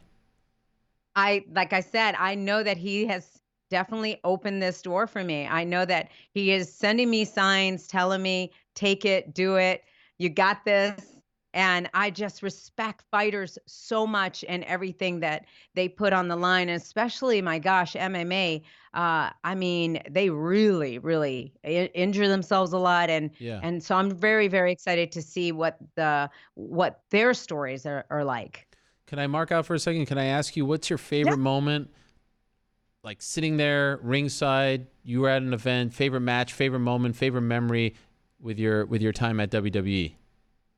And that's so hard. Yeah, I know. That is so hard. I just want to hear a moment. I just want to live vicariously through you. Well, I got to say, an emotional moment for me, as far as being involved, definitely was singing the national anthem after 9/11. The fact that I was the first person to do that after 9/11 in a public forum with all the superstars lined up. I mean, that was bigger than wrestling. That was bigger than anything. And the fact that we went live and Vince McMahon was like, no, we are going live. And then fast forward to when we actually got to visit and perform for the troops in Iraq and Afghanistan. And then here I am surrounded by the soldiers and not only announcing those amazing matches, but being able to, again, do the national anthem beforehand too. Those are moments that I will never forget being a part of, and announcing some of the biggest matches ever in the history of the WWE. And then from ringside, just to see the talent. Again, I appreciate the talent so much of what these superstars put their bodies through. Anybody in combat sports, where you put your body through for entertainment, for providing for your families, for the love, for the passion, for all of that, I have such an appreciation for. So anytime that those matches came from, chairs and ladders and Money in the Banks and Elimination Chamber matches, Hell in the Cells, all of these special moments that would come in the ring, I'm goosebumps. So it's hard for me to pick any match that was just like it. But I will say a special moment that I do remember, where two people didn't even have to touch each other and it sent chills through the entire stadium, was when Hulk Hogan was facing The Rock. And for the longest time, if you go back and look at that match, you will see that they were just staring off at each other, and you could just feel that intensity before they even touched. That's magic. Lilian, we are kindred spirits. Young Ariel Helwani back in 2002 was in attendance for that match. WrestleMania 18 in Toronto. I was there. I felt it. I was in the rafters, like second to last row, but I was there, Lilian. I felt it. I know exactly what you're talking about. Yeah, it was just such an intensity. And I mean, again, it's because you expect people to be able to command and all that once they're in the cage, but it's also what is set off of movements, off of all of that, the wrestling style or anything like that. It's, what are you saying when you're just staring at your competitor? And when you can read that and you can feel that, man, there's nothing like that. And then they go into the action. that's got you over the Wow, top. that's amazing. By the way, I've heard that Vince likes to talk in the announcers' ears, like the play-by-play guys. Does he do that as well for the ring announcers? No, not with Okay. me. Okay. For the longest time, I didn't have to wear anything in the ear. I only had to wear it for live events, for Okay. not televised events. I think now they wear it for televised events. Okay. But he does, yeah, from what I understand in the commentating teams. I just had Corey Graves on, and he was just saying how, that took a little bit of practice. Sure. As far as hearing something and you're saying something, so trying to hear it, that's a whole different ball game. That's for sure. And I'm just curious, like when I watch, I love interviewing people. So when I watch any kind of interview, I find myself being very critical of, just internally, oh, why'd they ask that? Or interesting question, blah, blah, blah. Are you the same when you watch boxing or MMA or other not to say that you are being negative, but do you find yourself noticing things that the layman wouldn't notice from what other because in MMA we have Bruce Buffer in the UFC who likes to flip around and be very, grandiose with his gestures. And there's other people who aren't so grandiose. Do you find yourself critiquing other cage announcers, ring announcers, as opposed to what we would do as fans, which is just essentially take it in and move on to the fight? I love it when a cage announcer, a ring announcer, anything that can be who they are. Even when I was training some of the new people that were coming in, I told them, I said, don't copy me. That's not going to help you in any way. Find your own style. And if it is using your hands, then use your hands. Look, I'm Latina, so I'm very expressive as well. But I think it's important to whatever you do, go in there. It's not about you. It's about making it a moment for the fighter, making it a moment for them to get their intro where they get chills and they're ready because they're about to go head to head. So you better make it a big deal. And that's what my goal is. So when I'm in there, I just put passion because that's what I believe should be it. And I don't like to critique other people's performance because that's who they are. Fair enough. Is there a Lilian Garcia style that we're going to see different than the WWE style beginning May 9th? I don't even know, to be honest with you. All right, that's good. I think it's one of those things. I got to feel the cage.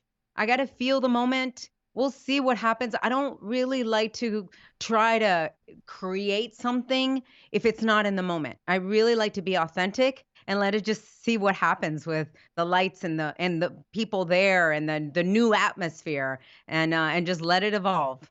I'm looking forward to this. What a treat it has been, Lilian. So great to meet you. Congratulations on this big deal. May 9th, first event, Long Island, right here on ESPN, PFL's second season. Lilian Garcia, new in-cage announcer. This is huge. Who saw this coming? Thank you. Thank you for coming on the show and announcing the news. We really you. appreciate it, and congrats again. Thank you. All right. There she is, Lilian Garcia. How cool was that? Great to have her on the program. A living legend. That was a lot of fun. All right. There was only one way to end today's show with the star of the weekend, the man who went into Sunrise, Florida against Jacare Souza. Everyone doubted him, but he walked in with a smile. He thoroughly dominated the former Strikeforce middleweight champion, and now he is a top contender at 185. No one believed in the Joker except for me, Joker. I believed in you, Jack Hermansson. Congratulations, and thank you for doing this. Me, and thank you for having me back on your show. Yes, and you just came home, right? You're in Oslo right now. You just landed a few hours ago. Yeah, a few hours ago. So yeah. How are you feeling? Great to be back. I feel great, man. You think about the week that was, and I had a great time in Florida, and the match as well. It feels great. I'd imagine you're still probably on cloud 9, right? Yeah, for sure. It goes up and down. You're thinking about it, and just like, man, yeah, it did happen. Jack, have you had a moment to sit back and smell the roses here for a second? In the last 28 days, you went to Philadelphia and you submitted a Renzo Gracie black belt in David Branch, and now you went to Florida in your first UFC main event and defeated one of the all-time greats in Jacare. Like, has this sunk in yet, what you've just done? I don't know, man. It feels a little bit weird, It's always a little bit dream-ish when you get home. You're just, I was away in the state recently, and I did this. I performed, and it's an awesome feeling, and I'm super happy where I am at now, and I'm certainly gonna enjoy this a little bit. I gotta say, I was freaking out. It seemed like you almost got him with your arm in guillotine, and I thought, because you remember we talked last time, I was gonna have to come and train with you if you pulled that off, and it looked like you were actually gonna do it. How close was it? How close? It was super close. Oh my gosh! I promise you, it was close. He was panicking, and it was just seconds away. But that's, he is probably the only guy that could have got out of that one, and that's why he's great at jiu-jitsu. It's just because of that, He found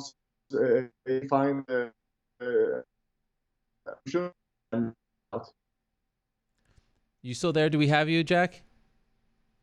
Yep. Okay. Could you explain how he pulled that off? How he actually got out of it? Yeah. Most people don't know what to do, because if they do the traditional escape, they're going against the choke, and it feels like you're choking yourself. So he actually turned his back towards me, and he used his arm to scrape off my foot from his back.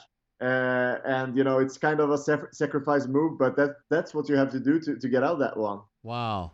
I would imagine your career, especially now that you've mastered that particular choke, not many people are getting out of that. Like, is that the first time someone has actually done that to get out of that particular choke? Yeah, it is. Wow. So what's going on in your mind when he does that?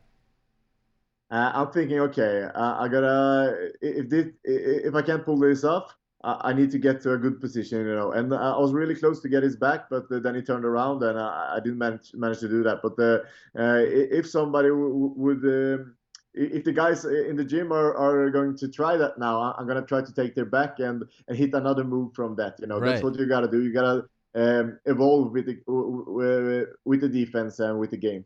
So it was sort of a lesson for you now, right? Because now you're starting to think, okay, how do I counter that counter? Exactly. That's what's going on. Okay. Were you kicking yourself while it was happening? Like, oh my God, I can't believe it. I was that close to submitting Jacare like that?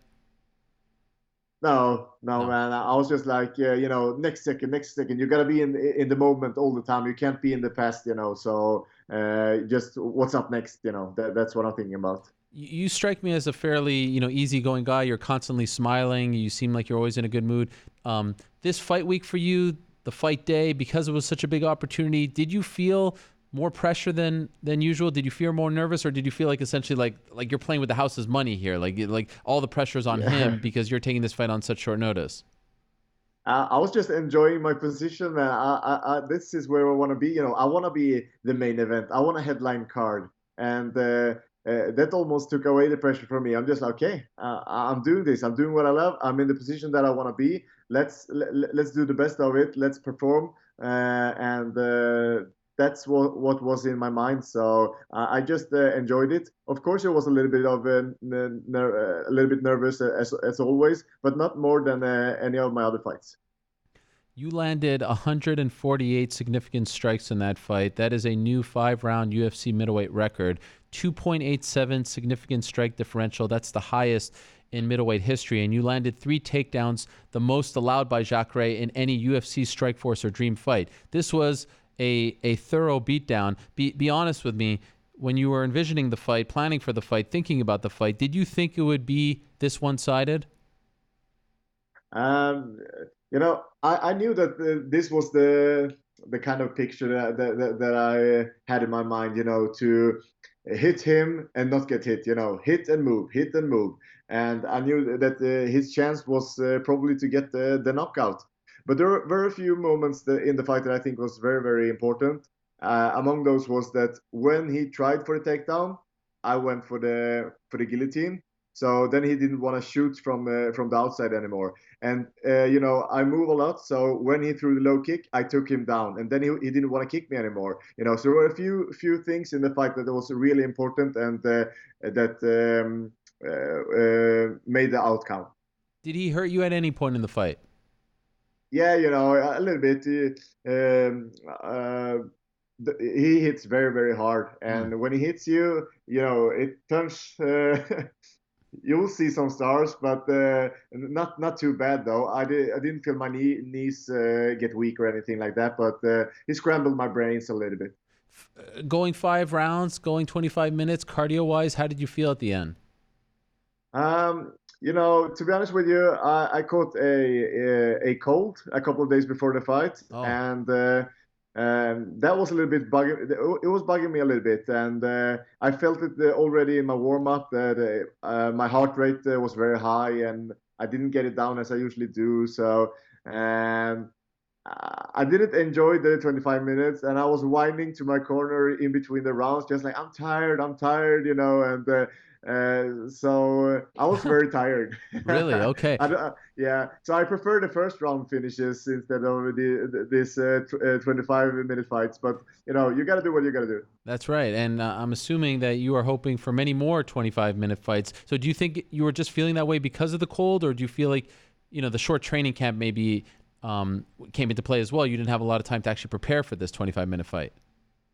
I don't think the training camp played any role. I'm always training for 25 minutes, and I'm very comfortable doing that in the gym. And so I think it was more of the cold, and maybe also it might have affected me psychologically with the cold as well. I'm not sure. But I know that I'm comfortable with a long fight, and I think it's always to my advantage. I'm one of those guys that have good cardio and like to go, I'm good at it. I'm good to go high pace, long hard fights, So I think I'm gonna do good in the future in a similar situation. Does it feel like life has changed for you? Yeah, I think so. The tension now is more than I can handle at the moment. So, but I'm enjoying it, man. I'm super happy that people are happy for me, and that I can, excite so many people. That people like my fights, and that's what it's about, to get the fans what I want. So what kind of attention are you getting? You're getting a lot of media requests back home, a lot of fans reaching out to you? Yeah, everything. A lot of fans, a lot of friends, a lot of media. The phone is going warm. And it seems like I heard the same. You alluded to it in the cage on Saturday. The UFC is planning to go to Copenhagen. They are planning to go to Denmark. This seems like you're obviously not going to fight June 1st. So the closest fight to your neck of the woods later this year. What a story would be if you can headline that one, right? That would be perfect for you. Amazing, both time-wise and where it's gonna be at. It couldn't be any better. So especially if they would give me a big name there, I couldn't ask for anything more. So I'm hoping for that. I'm gonna push for that. Okay, so who do we want? Let's call our shot here. Who do we want? Yeah, we want the big boys. So I have three names in mind. Okay. And that's Yoel Romero, Kelvin Gastelum, or Chris Weidman are probably the ones that make sense for me. I like it. And do you have a rank, like number one, I want this guy, number two, number three? Yeah, we go by the rankings there. So I think I'm not sure where Gastelum is at now. But Romero is probably the highest ranked, isn't he? I think. Yeah, to beat Romero, if you beat Romero, people are just like, all right, he deserves the title shot. So that's probably the fight that I want. That's right. He probably is the hardest fight as well. He's a hard guy to beat, and he's super dangerous. But I want to beat the guys that earns me the title. So if that's him, that's the fight that I want. So your ranking is correct. Yoel is 2, Kelvin's 5, and Chris is 6. So. As things currently stand, that makes a lot of sense. I did hear that they're hoping to do Yoel Romero against Paulo Costa, but I think you may have, thrown a wrench in those plans, or maybe you fight the winner of that fight. I don't know, because you certainly. I would make the case you deserve. If they were going to give Jacare a title shot beating you, why don't you get a title shot beating him? Yeah, exactly. Are we fighting on the same, rights here? Right. Yeah. If I would get a title shot, I would do it tomorrow again. That's right. That's my dream. That's what I want. That's what I'm fighting for. I want to get that title. I get happy just talking about it. That's my goal. So whatever it takes. Did anyone from the UFC talk to you after the fight? I know Dana White was there. Did he come up to you? Did he say anything to you? Any feedback? Yeah, he said, "Great job, man. It was impressive," and that's what he said to me backstage. So it was good that he watched the fight, and I think I did a good fight. And I hope that the UFC also, takes in consideration that it was a short notice fight, and I think I helped to save the card, and I hope that I get rewarded for my for Yes. stepping in there. I think you should. You mean financially, right? They need to pay you. No, that's good as well. But I'm thinking more about I'm there for you, for me, big fights that I need, Right. and I'm happy with both Branch and Jacare, and I hope to get those big boys coming so I can reach my goal. That's what I'm about. Money is always good, but that's not why I'm in the sport. I'm here to win. I want to be a legend. I want to be one of the guys that when you say MMA or UFC, people are gonna talk about me. That's what's a reward for me. And you're not gonna you wouldn't entertain the idea of fighting in Sweden on June 1st, right? That's too soon, correct? Yeah, I'm gonna be honest with you. My body is hurting a little bit, so Okay. it needs to heal. Yeah, okay. I don't doubt that for a second, but I know you were saying you'd fight tomorrow if it was for the belt. I don't want to, It was, yeah, Right. I would fight with all my limbs broken tomorrow if it was for the belt. For the belt. That makes total sense. I mean, what a story this is. I love when these things happen, when someone comes up, gets an opportunity, rises to the occasion, and to beat a guy like Jacare, who I have so much respect for, and I think the entire MMA community has so much respect for. It's really an incredible feat that you accomplished this past Saturday. And I wonder if this will be it for Jacare. He told me that if he doesn't get a title shot, he would retire. Do you think he should walk away after this? It's so hard to not feel for the guy, man. I just talked with my girlfriend about it, Imagine that guy working so hard for so many years, and he's just been like so close, Yeah. in his fights, and I feel for him, man. And it's a super hard decision when you get up there in the age, and well, am I gonna leave my dream behind? It's tough.